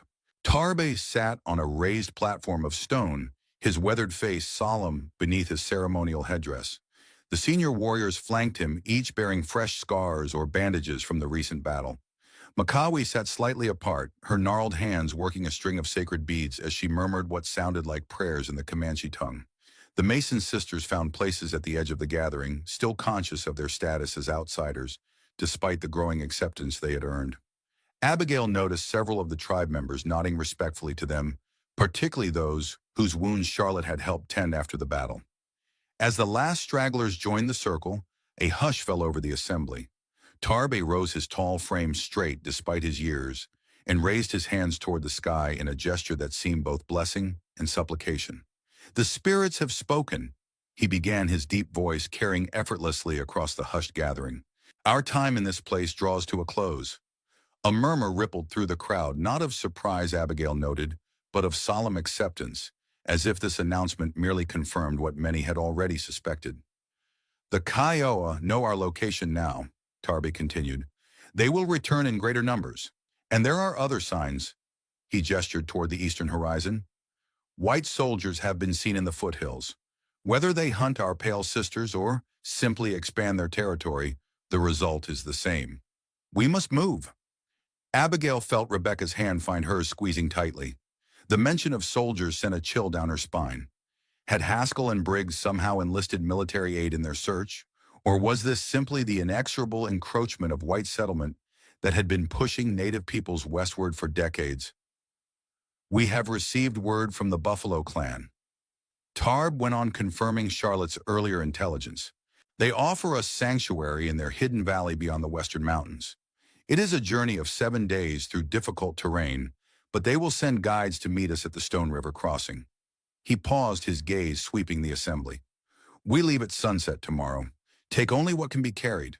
The old, the young, and the wounded will travel in the center, protected by our strongest warriors. Scouts will range ahead and behind to watch for danger." The logistics of the journey were discussed in detail: who would carry what supplies, which routes offered the best combination of concealment and ease of travel, how the tribe would maintain cohesion through the mountainous terrain that lay ahead.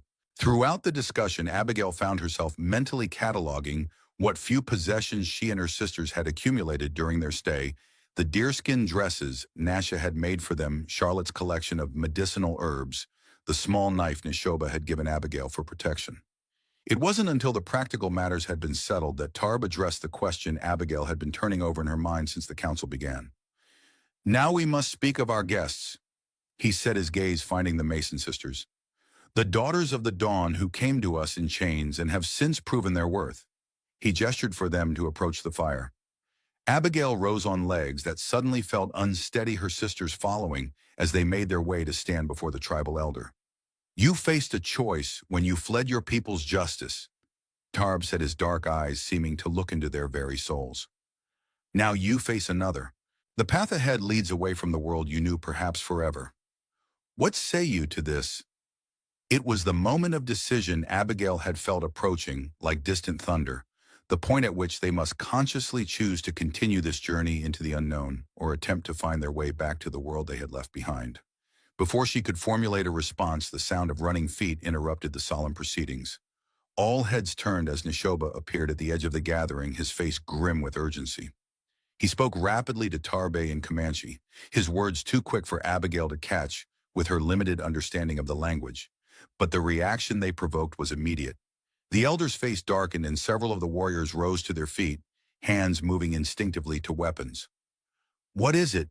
Abigail asked when Neshoba paused for breath. "What's happened?" Neshoba turned to her, conflict evident in his expression, as if he were weighing how much to reveal. "Soldiers," he said finally. "A full company moving along the eastern ridge. They have dogs' trackers." His gaze held hers with significance. "And a man who matches the description of the one who pursued you. Haskell." The name fell like a stone into still water, sending ripples of fear through Abigail's body. "How close?" "Too close," Neshoba replied grimly. "They found signs of our hunting party from 3 days ago. They follow the trail toward the canyon entrance." Tarb was already issuing orders, his previous deliberation replaced by decisive action. The tribe erupted into controlled activity, women gathering essential supplies, warriors checking weapons, parents gathering children close. "We must leave now," the elder announced, his voice cutting through the commotion. "The journey we planned for tomorrow cannot wait." "It's our fault," Abigail said, the realization like a physical pain in her chest. "They followed us here. Put all of you in danger because of us." Tarb shook his head, surprising her with the gentleness in his weathered face. "The white man has been hunting my people since before your grandparents were born, Abigail Mason. You did not bring this storm, you were merely caught in it, as we all are." Still, the guilt weighed on her as she and her sisters hurried back to their lodge to gather what little they possessed. They had found sanctuary among these people only to bring danger to their doorstep.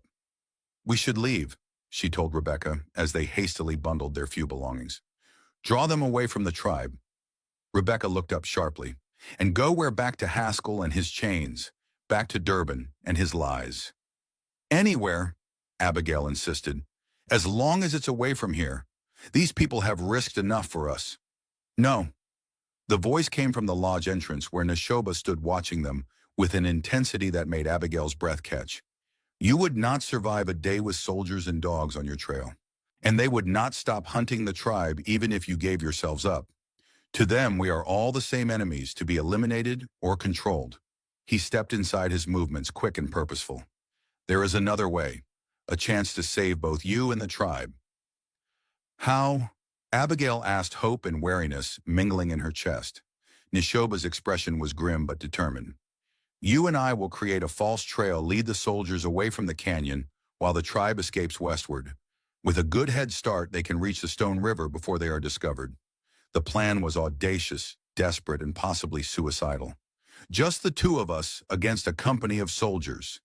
Abigail asked, though she already knew she would agree regardless of the odds. "We don't fight them," Neshoba explained. "We merely lead them on a chase long enough for our people to escape." "Our people." The casual inclusion sent a warmth through Abigail's chest despite the dire circumstances. "I'm coming too," Rebecca declared, her chin lifting in the stubborn gesture Abigail knew all too well. "No," Abigail and Neshoba said simultaneously. "Charlotte needs you," Abigail continued more gently, "and the tribe needs every hand during the journey. This is something I have to do." Rebecca looked as if she might argue further, but something in Abigail's expression must have convinced her. She nodded reluctantly. Promise me you'll find us. Promise you won't. She couldn't finish the thought. I promise, Abigail said, embracing her sister fiercely. Take care of Charlotte. Tell her, she swallowed hard. Tell her I finally understand what her bird woman was trying to show us. Charlotte herself appeared in the lodge entrance, her face pale but composed. You don't need to tell me, she said quietly. I already know. She crossed to Abigail and pressed something into her hand, a small leather pouch on a cord. Makawi made this. For protection. Abigail slipped the cord around her neck, tucking the pouch beneath her dress. Thank you. We must hurry, Neshoba urged. Tarby has agreed to the plan, but we need to move now if it's to work. The parting was brief by necessity, a few desperate embraces, whispered words of love and hope, promises that none of them could be certain of keeping. Then Abigail found herself following Neshoba toward the eastern edge of the canyon, away from where the tribe was already beginning its exodus toward the western pass. What exactly is your plan? She asked as they paused at a small stream to fill water skins. Neshoba straightened, scanning the canyon walls as if calculating distances and angles. We will create obvious signs, broken branches, footprints, perhaps items dropped that could be identified as belonging to your people. Lead them north, away from the tribe's westward path. And then, Abigail pressed, a ghost of a smile touched Neshoba's lips. Then we disappear. Just like that. Not just like that, he admitted. It will require all the skill I possess, and some luck besides. His expression sobered. If we are separated, or if I fall, head northwest toward the Twin Peaks. He pointed to a distant mountain formation just visible above the canyon rim. The Buffalo Clan's valley lies in their shadow. Follow the Stone River upstream until you reach a waterfall shaped like a woman's hair. The entrance to the valley is behind it. Abigail committed the directions to memory, though the thought of completing the journey alone sent a spike of fear through her heart. In the weeks since their escape, she had come to rely on Neshoba's strength and knowledge of the wilderness in ways she was only now beginning to fully appreciate. They left the canyon by a route Abigail hadn't known existed, a narrow fissure in the eastern wall that required them to turn sideways and inch through in places, emerging finally onto a rocky slope overlooking the forested valley below. From this vantage point, Abigail could see the thin column of dust that marked the soldiers' approach, still distant, but moving with the relentless purpose of men who believed righteousness guided their actions. There, Neshoba murmured, pointing to a more gradual path down the slope. We will leave clear signs there, then circle north toward the ridge. The dogs will follow your scent. The reality of what they were attempting settled over Abigail like a weight. They'll be looking for 3 women, she observed. When they find only one set of tracks alongside yours, they will think your sisters have gone another way, Neshoba finished. It will further divide their forces, buying more time for the tribe. It was a good plan, Abigail had to admit, simple in concept, but potentially effective, especially if the soldiers were overconfident or careless. But there was one aspect that troubled her still. Haskell isn't a fool, she said quietly, and he has a personal stake in finding us. He won't give up easily. Neshoba's expression hardened. Neither will I. They made their way down the slope, deliberately leaving signs of passage that even an inexperienced tracker could follow: broken branches, disturbed earth, even a scrap of fabric torn from Abigail's dress, and caught on a thorny bush, as if by accident. When they reached the valley floor, Neshoba led them northward at a pace that was swift but sustainable, always keeping to terrain that would hold their tracks without making the trail too obvious. We need to make them work for it, he explained when Abigail questioned this approach. A trail that is too easy to follow will raise suspicion. We want them to feel clever, to believe they are outthinking us with each sign they discover. It was a psychological game as much as a physical one, Abigail realized, playing on the soldiers' expectations and preconceptions, using their own arrogance against them. They traveled through the day and into the evening, stopping only for brief rests and to replenish their water from streams they crossed. As dusk fell, Neshoba found a sheltered hollow beneath a fallen tree where they could rest for a few hours. Sleep, he told Abigail as she settled onto the moss-covered ground. I'll take the first watch. Exhaustion pulled at her limbs, but her mind remained restless, turning over the events of the past weeks like stones in a river, searching for patterns for meaning. She thought of her sisters now, well on their way toward the western mountains with the tribe. She thought of their shop in Haven Springs, likely claimed by now by the Reynolds family or some other opportunistic neighbor.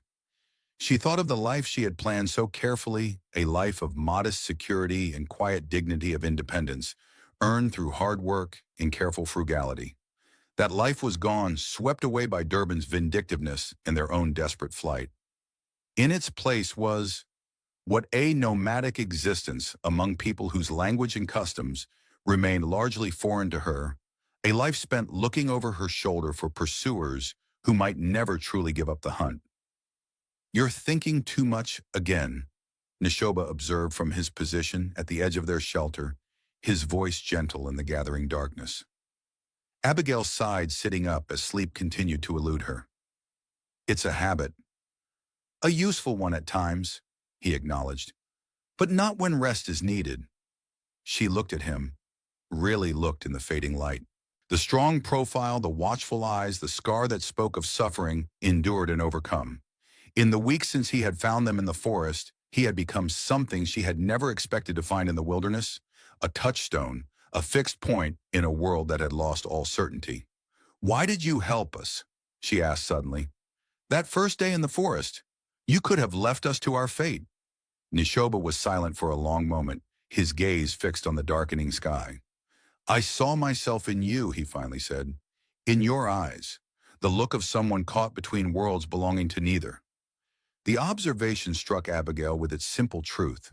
She had felt the displacement long before their flight from Haven Springs, perhaps all her life, if she were honest with herself.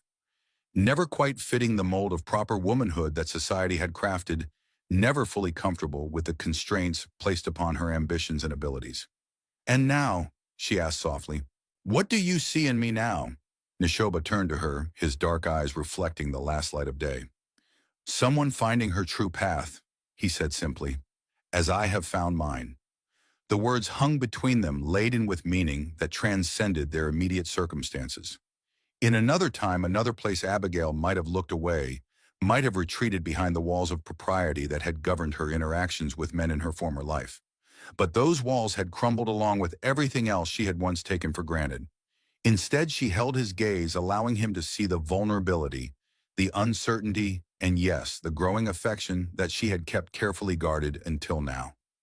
A twig snapped in the forest beyond their shelter, shattering the moment.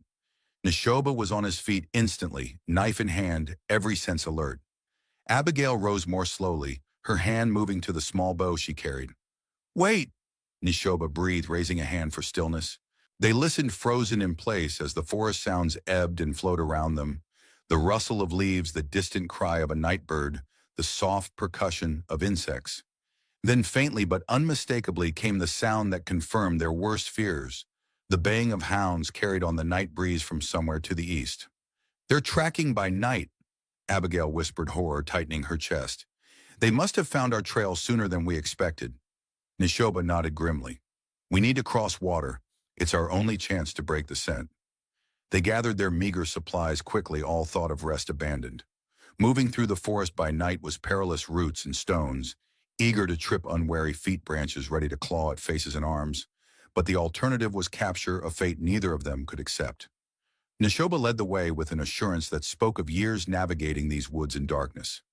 "There's a river ahead," he murmured as they crested a small rise. "Swift but not too deep. If we can cross it, we might gain some time." The river appeared as a ribbon of liquid silver in the moonlight, its surface rippling with currents that promised resistance. Without hesitation, Neshoba waded in the water, quickly rising to his thighs. He turned, extending a hand to Abigail. "Stay close," he instructed. "The bottom is uneven." The water was achingly cold, numbing Abigail's legs almost instantly as she followed Neshoba into the current. By the time they reached midstream, the river's pull was strong enough that she had to lean into it to maintain her balance, grateful for Neshoba's steadying hand on her arm. They were nearly to the far bank when disaster struck. Abigail's foot slipped on a moss-covered stone, pitching her forward into the rushing water. For a terrifying moment, she was completely submerged, the current tumbling her like a leaf in a storm. Then strong hands caught her, hauling her upward into blessed air. Neshoba half carried, half dragged her to the bank, where she collapsed, coughing up river water and shivering violently in the night air. "I'm sorry," she gasped between coughs. Shh. He cut her off, his attention focused back across the river. In the distance, the baying of the hounds had grown louder, more frenzied. "They've reached our trail at the river." Abigail struggled to her feet, fighting against the weight of her sodden clothes. "We need to keep moving." Neshoba shook his head, surprising her. "No, we need to split up." What, that wasn't the plan? "Plans change," he said, his voice tight with urgency. "The dogs have your scent now, stronger than ever from your wet clothes. They'll cross the river and keep coming." He gripped her shoulders, his eyes intense in the moonlight. "I'll lead them away north toward the bluffs. You go west, find the Twin Peaks. Find your sisters." Panic flared in Abigail's chest. "No, it's too dangerous. They'll follow me because I'll make sure they do," Neshoba interrupted. "I know these forests better than anyone. I can lose them in the high country, then circle back to find you."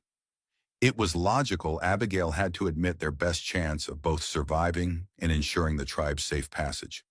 But the thought of Neshoba facing the soldiers alone, of possibly never seeing him again. "Take this," Neshoba said, removing something from around his neck. In the moonlight, Abigail could see it was a small pendant on a leather cord.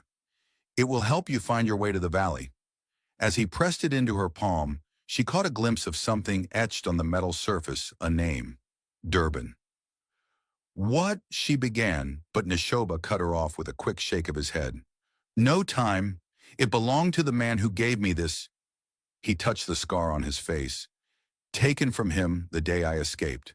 Keep it safe." The dogs were closer now, their baying echoing across the river. Soon the soldiers would be visible on the far bank. "Go," Neshoba urged, giving her a gentle push westward. "Follow the river until dawn, then head for the Twin Peaks. Don't look back." Abigail knew he was right, knew that every moment of hesitation increased the danger to them both. But still she lingered, unable to form the words that pressed against her heart. Neshoba seemed to understand. With gentle urgency, he cupped her face in his hands and pressed his forehead to hers, a gesture of connection, of promise. "Find me in the valley," he whispered.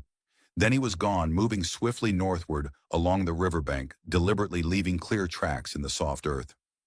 Abigail watched him for a moment, his figure growing indistinct in the darkness, before forcing herself to turn westward. She had taken no more than a dozen steps when the first shots rang out, sharp cracks that echoed through the forest, sending birds erupting from their roosts in panicked flight. Instinctively, she dropped to a crouch, her heart hammering against her ribs. More shots followed, accompanied by shouts and the continued baying of the hounds. The soldiers had reached the river, had spotted Neshoba on the far bank. Abigail's every instinct screamed at her to go back to help him somehow, but she knew it would only ensure both their captures or deaths. With a silent prayer to whatever spirits might be listening, she turned her back on the commotion and began moving westward as quickly and quietly as she could manage in her sodden clothes. The pendant Neshoba had given her felt unnaturally warm against her palm, and she clutched it like a talisman as she navigated the dark forest. The night seemed endless, each step a battle against exhaustion and cold. The shooting had stopped, but whether that meant Neshoba had escaped or been captured, Abigail couldn't know. She could only keep moving, placing one foot before the other, with dogged determination, using the river as her guide, as Neshoba had instructed.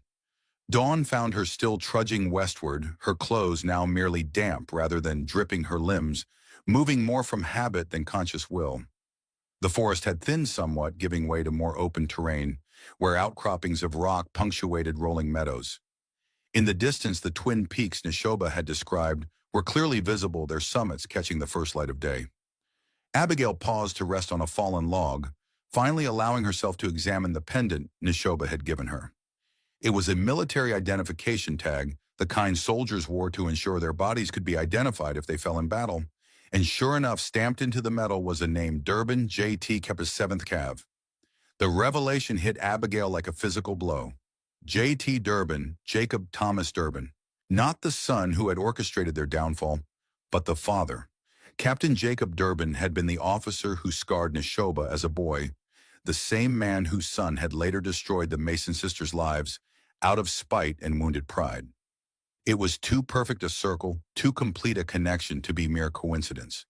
The pendant seemed to pulse with significance in her hand, a tangible link between past and present, between the separate threads of their lives that had somehow woven together into the shared tapestry of suffering and resilience. She slipped the cord around her neck, tucking the pendant beneath her dress, alongside the medicine pouch Charlotte had given her. Whatever its history, the pendant was now a promise Neshoba would find her, would join her and her sisters in the hidden valley beyond the Twin Peaks. Rising, Abigail oriented herself toward the distant mountains and continued her journey. The land rose steadily beneath her feet, the river beside her growing swifter and more tumultuous as it cascaded down from higher elevations. By midday, she had entered a narrow canyon where the water churned between walls of striated rock, forcing her to climb higher along the canyon rim to continue westward. It was there, perched on a ledge overlooking a particularly dramatic section of the river, that she made a discovery that stopped her in her tracks. Carved into the rock face beside her was a symbol, a spiral surrounding a shape that might have been a bird in flight. Below it, fresher marks had been scratched into the stone, 3 vertical lines intersected by a horizontal dash. A trail sign, Abigail realized. The spiral was ancient, perhaps, carved by people long vanished from these lands, but the lines were new, a message left by the tribe for anyone following. 3 days' journey to a crossing point. Hope surged in Abigail's chest. The tribe had passed this way, which meant she was on the right path. If she could maintain her pace, she might catch up to them before they reached the hidden valley. With renewed energy, she continued along the canyon rim, eyes alert for further signs. She found them at irregular intervals, small cairns of stacked stones, broken branches arranged in patterns too deliberate to be natural, once even a scrap of colored cloth tied to a juniper bush that Abigail recognized as being from Charlotte's dress. The sun was low in the western sky when Abigail's keen ears caught a sound that didn't belong to the wilderness voices carried on the wind from somewhere ahead. She froze, every sense straining. The voices were too distant to distinguish words, but something in their cadence, their rhythm, told her they weren't Comanche. Cautiously, she crept forward until she reached a vantage point overlooking a broader section of the canyon. What she saw made her blood run cold. A small detachment of soldiers, no more than 10 men, had made camp on a flat area beside the river. Their blue uniforms were dusty from travel, their horses picketed nearby, showing signs of hard riding. They had positioned themselves directly in the path anyone following the river would need to take a perfect blockade. Somehow, a portion of the military force had guessed the tribe's westward route and moved to intercept them. Whether they had split from the main group before or after the confrontation at the river, Abigail couldn't know, but their presence here was a dire threat to the tribe's escape plan. Worse still, as Abigail watched from her hidden position, she recognized one of the men pacing near the fire, the distinctive bulk and swagger of Deputy Briggs apparently having attached himself to the military pursuit. If he was here, Haskell might be as well, though she couldn't spot him among the soldiers currently visible. Abigail weighed her options. She could try to circle around the soldiers, continuing westward at a safer distance from the river, but doing so would likely cause her to lose the trail signs. Or she could wait until nightfall and attempt to slip past the encampment under cover of darkness, risky, but potentially faster. Neither option addressed the larger problem. The tribe, moving more slowly with children and elderly members, would eventually reach the same bottleneck. If they walked into the waiting arms of the soldiers, all their efforts at escape would be for naught. She needed to warn them somehow to get ahead of the soldiers and alert the tribe to the danger. But how? She was alone, exhausted, with no horse and limited knowledge of the terrain ahead. As she pondered this dilemma, movement on the far side of the canyon caught her eye, a flash of color among the rocks that didn't belong to the natural landscape. Focusing on the spot, Abigail felt her heart leap. A figure was moving along the opposite rim, partially concealed by boulders, but unmistakably human. Not a soldier, the movements were too fluid, too attuned to the landscape. A scout, perhaps, from the tribe. Or? Abigail hardly dared to hope, but as the figure paused in a momentary clearing between rocks, she caught a glimpse of a familiar profile silhouetted against the evening sky. Neshoba, alive and apparently tracking the same military detachment she had discovered. Relief flooded through her, so intense it left her momentarily lightheaded. She wanted to call out to signal her presence somehow, but doing so would alert the soldiers below. Instead, she watched, scarcely breathing, as Neshoba continued his careful progress along the canyon rim, eventually disappearing into a cleft in the rocks. He was headed west, likely with the same intention she had formed to warn the tribe of the danger ahead. But he had no way of knowing she was here so close, yet separated by the impassable canyon and the soldiers between them. Darkness was falling rapidly now, the canyon filling with purple shadows that slowly deepened to black.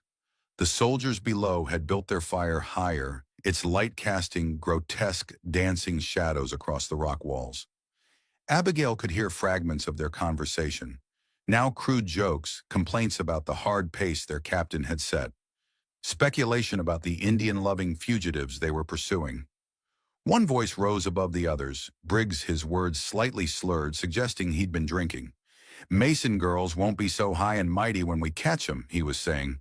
"Especially not after living with savages. No decent white man'll have 'em now." Laughter followed this pronouncement, though some of the soldiers seemed more uncomfortable than amused. One, a younger man with a corporal's stripes, spoke up in mild protest. "Captain said they're to be taken alive and unharmed," he reminded Briggs. "They'll stand trial proper like back in Fort Smith." Briggs spat into the fire. "Captain says a lot of things. Don't mean they always happen out here in Indian country?" His hand moved suggestively to the pistol at his hip. "Accidents happen, especially to folks who resist arrest." The implication was clear, and it sent a chill through Abigail that had nothing to do with the night air. Briggs at least had no intention of returning them alive to face trial. Whether his bloodthirst was his own or reflected Haskell's intentions as well, she couldn't know, but it confirmed what she had suspected since their escape. There would be no justice for them in the white man's world. Her course was clear now. She had to get past these men, had to reach the tribe before they walked into the ambush being prepared for them. And she had to find Neshoba to combine their knowledge and strength for what lay ahead. Abigail waited until the camp had quieted. Most of the soldiers rolled in their blankets, while two kept watch by the diminished fire. Then, moving with a stealth born of weeks living among the Comanche, she began picking her way down the canyon wall toward the river. The descent was treacherous in the dark, each handhold and foothold tested carefully before she trusted her weight to it. One dislodged stone, one misstep could send her plummeting to the rocks below, or worse, alert the soldiers to her presence. It took nearly an hour to reach the canyon floor, well upstream from the soldiers' camp. Here the river ran swift but shallow, tumbling over a bed of smooth stones that offered potential crossing points. Abigail removed her boots, tying them around her neck by their laces, then waded cautiously into the frigid water.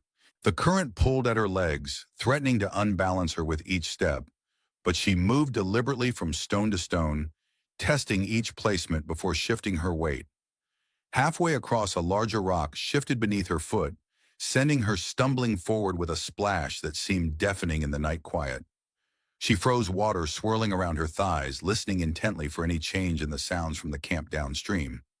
But the soldiers' fire continued to crackle steadily, and the only human sounds were the sporadic snores of sleeping men. Relieved, Abigail continued her crossing, reaching the far bank, with limbs trembling from cold and tension. She paused only long enough to replace her boots before beginning the ascent of the opposite canyon wall, searching for the cleft where she had seen Neshoba disappear.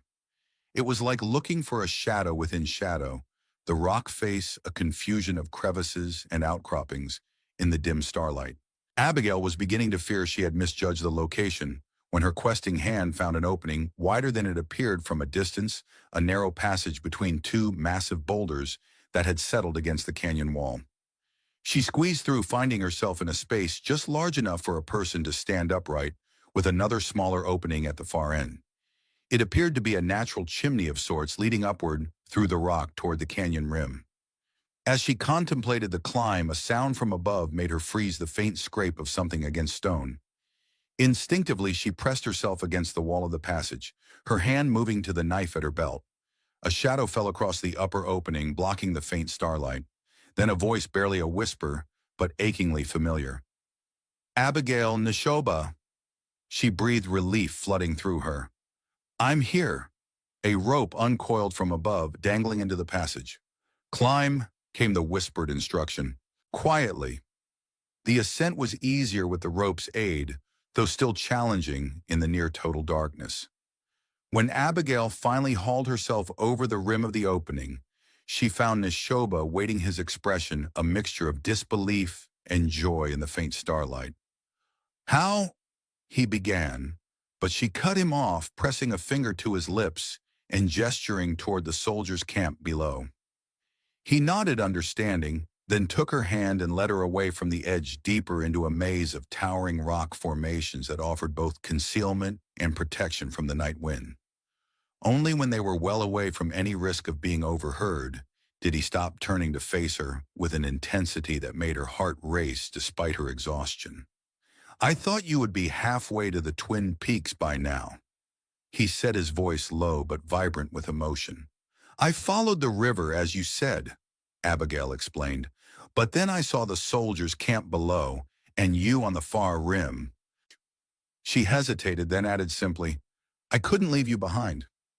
In the darkness, she couldn't read his expression clearly, but something in his posture shifted, a release of tension perhaps, or a recognition of something that had been building between them since that first meeting in the forest. "The tribe is in danger," she continued, forcing herself to focus on the immediate threat. "Those soldiers have positioned themselves directly in their path." Neshoba nodded grimly. "I know. They split their forces before reaching the river, one group continuing the pursuit northward, the other circling west to cut off the escape route." His hand moved unconsciously to his side, and Abigail noticed for the first time the crude bandage visible beneath his torn shirt. "You're hurt," she exclaimed, reaching toward the wound. He caught her hand, squeezing it gently. "A graze only. The soldiers are poor shots in the dark." Relief mingled with renewed concern in Abigail's chest. "We need to warn the tribe." "Yes," Neshoba agreed, "but not by following the river further. There will be more soldiers ahead. They are setting a trap, closing in from multiple directions." "Then how?" Abigail asked. "Is there another route to the Twin Peaks?" Neshoba's expression shifted, a decision forming behind his dark eyes. "There is a way, one known only to those the spirits have chosen to reveal it to." He took her hands in his gaze holding hers intently. "The valley your sister dreamed of, the one Makawi spoke of, it is real, Abigail. And it may be the only sanctuary left to us now." A shiver that had nothing to do with the night chill ran through Abigail. "You know how to find it." "I know where to begin looking," he corrected. "The valley reveals itself only to those who approach with the right intention in the right spirit." His thumb brushed over the back of her hand, a gesture both comforting and electrifying. "We must trust that we will be among those it welcomes." It should have sounded like superstition, like the kind of savage mysticism that white settlers dismissed with contempt. Yet after everything Abigail had experienced, Charlotte's prophetic dreams, Makawi's revelations, the strange convergence of paths that had brought them all to this moment, she found herself nodding in acceptance. "Lead the way," she said simply. They traveled through the night, Neshoba setting a pace that respected Abigail's exhaustion while maintaining urgency. Rather than continuing directly westward, he led them on a winding route that climbed steadily upward, following game trails and ancient paths worn into the rock by generations of feet long vanished. As dawn approached, they reached a high ridge that offered a panoramic view of the landscape spread below them. The Twin Peaks dominated the western horizon, their summits catching the first hint of approaching daylight. Between their current position and those distant mountains lay a complex terrain of smaller ridges, forested valleys, and winding canyons. "There," Neshoba said, pointing to a particular valley that seemed unremarkable among the many visible from their vantage point. "The tribe will pass through there by midday." Abigail studied the terrain, her brow furrowing. "But how do we reach them in time? It's at least half a day's journey, even if we could travel in a straight line." A smile touched Neshoba's lips, the first she had seen since their reunion. "We don't need to reach them," he said. "We need only send them a message." From a pouch at his belt, he withdrew a small object that gleamed dully in the growing light, a polished metal mirror no larger than his palm. "Signal mirror," he explained. "When the sun rises high enough, we can reflect light in patterns the scouts will recognize as warning." It was an elegant solution, requiring neither impossible speed nor direct contact. But it depended on the tribe following the route Neshoba anticipated, and on the scouts being vigilant enough to notice the flash signals. "And if they miss it," Abigail couldn't help asking, "or if they've taken another path?" Nishoba's expression grew solemn. Then we continue to the valley and pray they find their way there as well. They settled on the ridge to wait for sufficient daylight, sharing the last of Nishoba's pemmican, a mixture of dried meat fat and berries that provided surprising sustenance in small portions.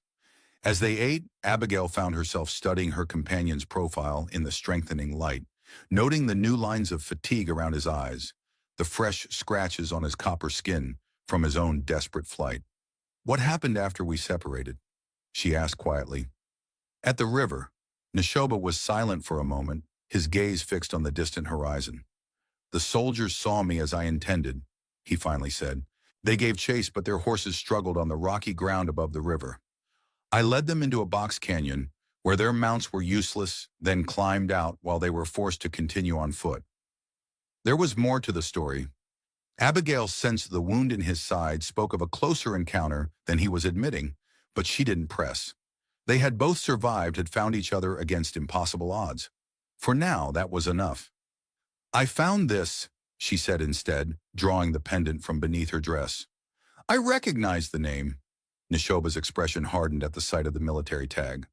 "Captain Jacob Durbin," he confirmed. "The man who gave me this."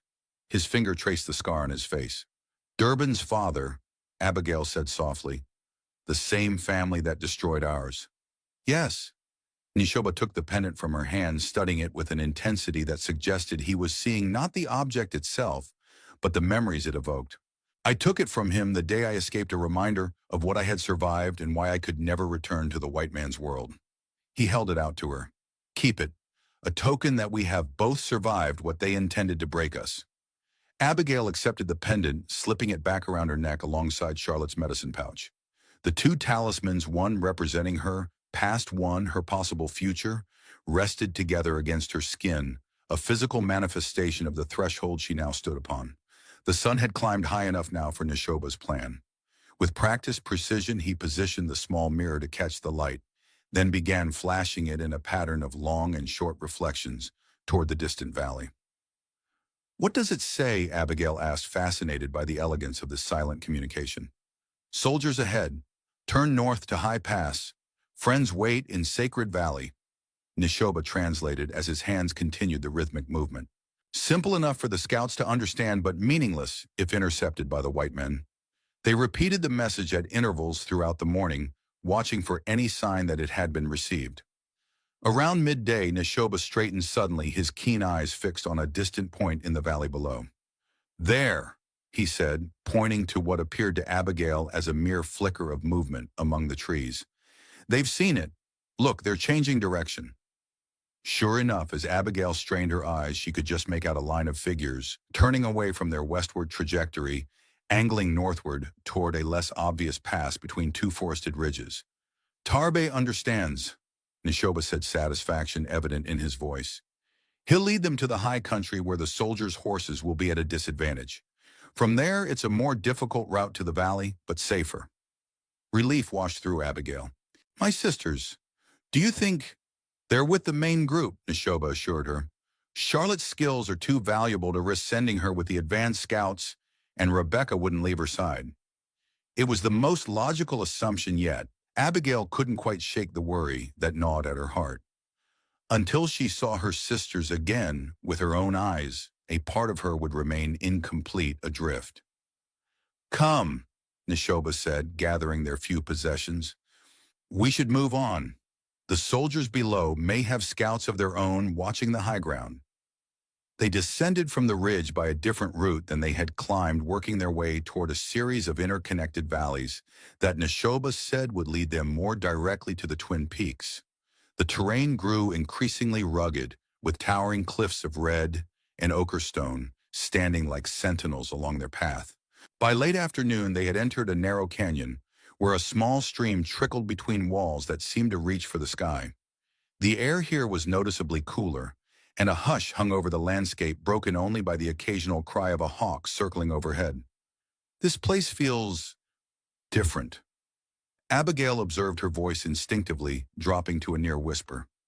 Nishoba nodded, his own manner becoming more reverent as they progressed deeper into the canyon. "We approach the boundary," he said quietly. the place where the world of men thins, allowing glimpses of what lies beyond. Under normal circumstances, such talk might have struck Abigail as fanciful, perhaps even concerning. But something about this place, the quality of light filtering down from above the way sound, seemed to both carry and be absorbed by the stone walls. The very scent of the air made her receptive to possibilities she would once have dismissed without consideration. The canyon narrowed further until they were forced to walk single file the walls so close in places that they could touch both sides simultaneously by extending their arms. Just as Abigail was beginning to wonder if they had taken a wrong turn into a dead end, the passage opened abruptly into a circular chamber of stone, open to the sky above. In the center of this natural amphitheater stood a solitary figure. Abigail stopped short, her breath catching in her throat. The figure was an elderly woman, her white hair hanging in long braids adorned with feathers and small bones. She wore a dress of soft buckskin decorated with intricate beadwork, and in her hands she held what appeared to be a mask fashioned from bird feathers. Makawi? Abigail breathed in recognition, though something about the old woman seemed different, more ethereal, less substantial than when they had last seen her in the canyon. Nishoba had gone very still beside her, his expression one of profound respect mingled with awe. Awanata, he murmured, using the Comanche name for the spirit guide Makawi had spoken of the bird woman of Charlotte's dreams. The old woman smiled, her face crinkling with lines that spoke of both great joy and great sorrow experienced over a long lifetime. Both, she said, her voice echoing strangely in the stone chamber. And neither. I am what you need me to be in this place between places. She approached them with measured steps, her movements fluid despite her apparent age. To Abigail's astonishment, she raised the feathered mask and placed it over her face. Through eye holes lined with glossy black feathers, her dark eyes seemed to see not just Abigail's outer form, but something deeper essential. "You have come far, daughters of the dawn," she said, addressing Abigail as if her sister stood beside her. "Farther than most of your kind would dare. And you," she turned to Nishoba, "you have walked the boundary for many years, neither fully of one world nor the other." Nishoba inclined his head in acknowledgement of this truth.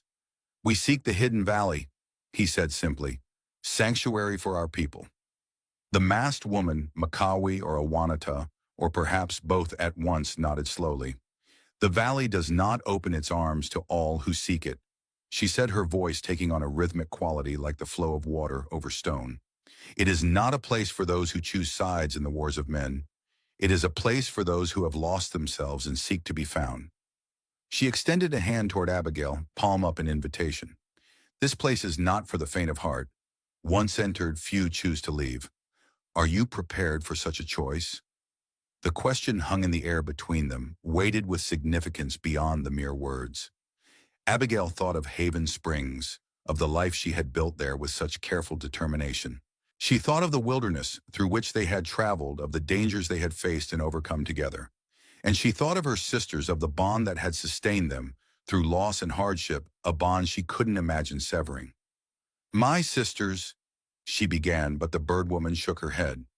"They have made their own choice as you must make yours," she said. "Each soul walks its own path to the valley, even when those paths run side by side." Understanding dawned in Abigail's mind. This was not merely a physical journey, but a spiritual one, a crossing of thresholds both seen and unseen. The valley might be a real place of refuge, but it was also a state of being, a way of existing in the world that transcended the artificial boundaries men had drawn across the land and in their hearts. She looked at Nishoba, finding in his dark eyes the same recognition, the same readiness to step fully into whatever awaited them beyond this threshold. In that shared glance was an unspoken acknowledgement of what had been growing between them, a connection rooted not in circumstance or convenience, but in genuine understanding, in seeing and being seen. Abigail turned back to the bird woman and placed her hand in the outstretched palm. "I'm ready," she said simply. The moment their hands touched the circular chamber seemed to shift around them, the stone walls becoming translucent, revealing glimpses of a landscape beyond, a verdant valley nestled between protective mountains, a place where mist clung to the trees in the early morning light and clear streams tumbled over moss-covered rocks. "The way opens," the bird woman said, her voice now seeming to come from everywhere and nowhere at once.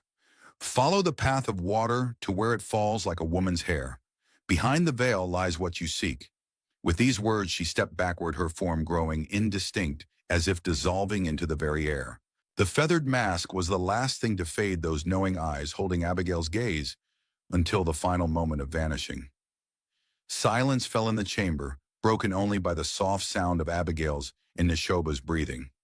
Then gradually Abigail became aware of a new sound, the distant rumble of falling water coming from a passage that hadn't been visible when they entered.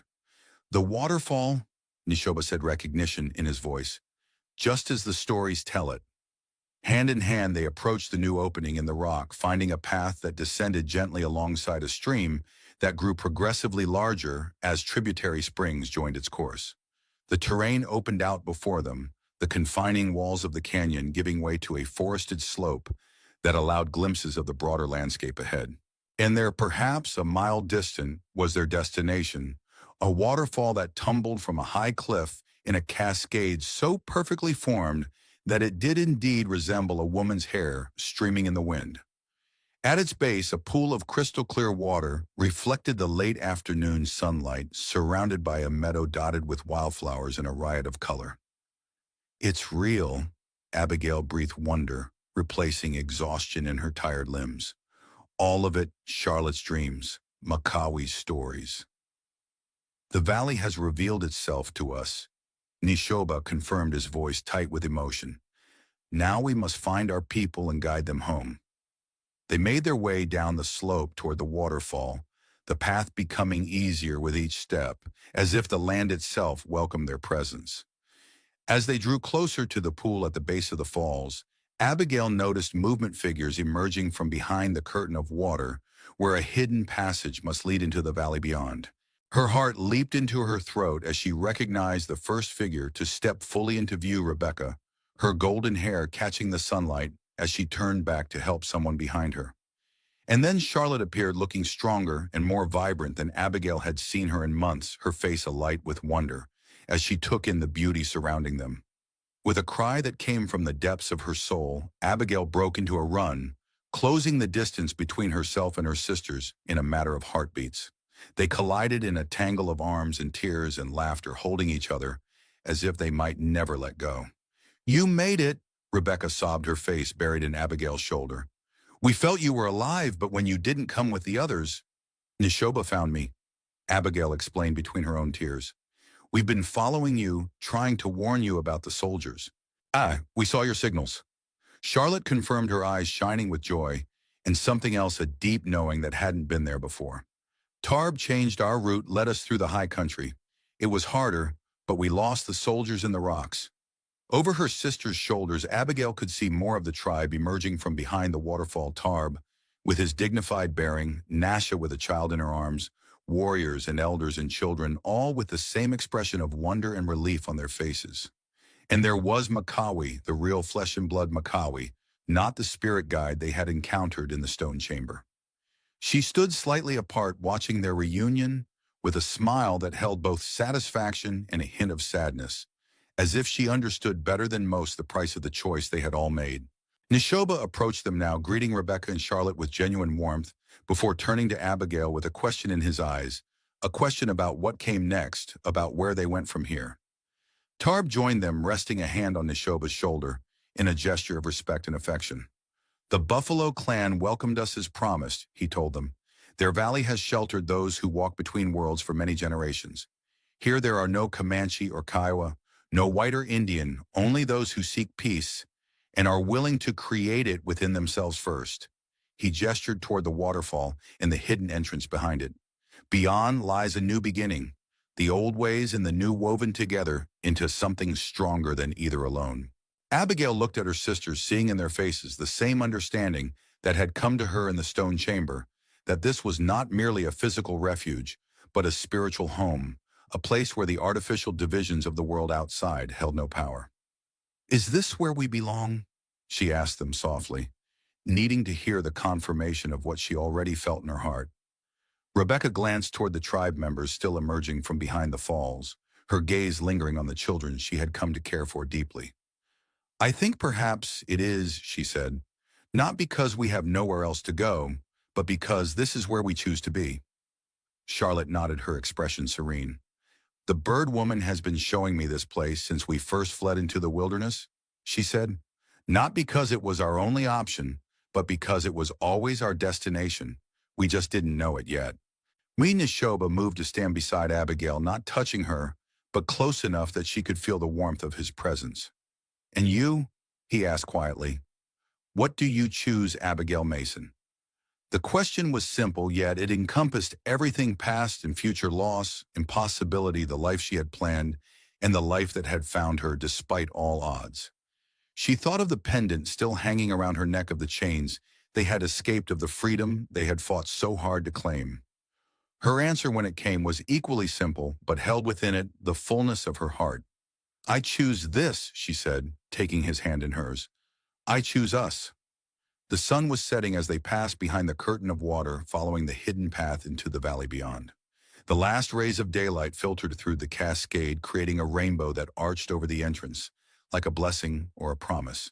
Rebecca's voice rose in the gathering twilight, soft but clear, carrying a truth they had all come to understand in their own ways. "Freedom isn't something given to us by others," she said. "It's who we choose to become." As darkness fell, fires were lit throughout the valley, not for defense, but in celebration, in welcome. The Mason sisters joined the circle, no longer outsiders, but part of a new community forged from diverse threads into a stronger whole. Abigail sat between Neshoba and her sisters, watching as the tribe's storyteller began the ceremonial recounting of their journey. In his words, their flight from injustice became not just a tale of escape, but one of transformation, of three women who had lost everything only to find something greater than they could have imagined. When the time came for the naming ceremony, Tarb called them forward one by one. To Abigail, he gave the name Pathfinder, acknowledging her role in leading them all to safety. Rebecca became Keeper of Stories, charged with preserving the tribe's history and wisdom for future generations. And Charlotte, with her gift of seeing beyond the veil, was named Healing Hands, a recognition of both her medical skills and her spiritual insight. Later, as the celebration continued around them, Abigail and Neshoba climbed to a small hill overlooking the valley. From this vantage point, they could see the entirety of their new home: the fertile fields where crops grew in neat rows, the clear streams teeming with fish, the comfortable dwellings built in a harmonious blend of Comanche tradition and settler practicality. "The path ahead won't be easy," Neshoba set his arm around her shoulders as they gazed out over the valley. "The outside world will continue to press in, searching for what we have found here." "Let them search," Abigail replied with quiet confidence. "This valley reveals itself only to those who approach with the right intention, in the right spirit. That's what protects it, not walls or weapons, but the hearts of those who dwell here." Neshoba turned to her, his dark eyes reflecting the starlight above. "And what of your heart, Abigail Mason? Where does it dwell now?" In answer, she reached up to touch his face, her fingers tracing the scar that had once marked him as an outsider, but now stood as testament to his strength, his resilience. "Here," she said simply, "with you, with my sisters, with this place that has become our home." He covered her hand with his own, then leaned forward to press his forehead to hers in the gesture of connection that had become so meaningful between them. "Then we are both finally where we belong," he murmured. Below them, the fires of the valley burned bright against the gathering night, each flame a beacon of hope, of possibility, of belonging. And as Abigail looked out over this community of souls who had once been lost but were now found, she felt the last weight of her old life lift from her shoulders. They were free, not because they had escaped their pursuers or broken their chains, but because they had discovered who they truly were and chosen to become that fully, without reservation or regret. The Valley of Forgotten Souls had welcomed them home,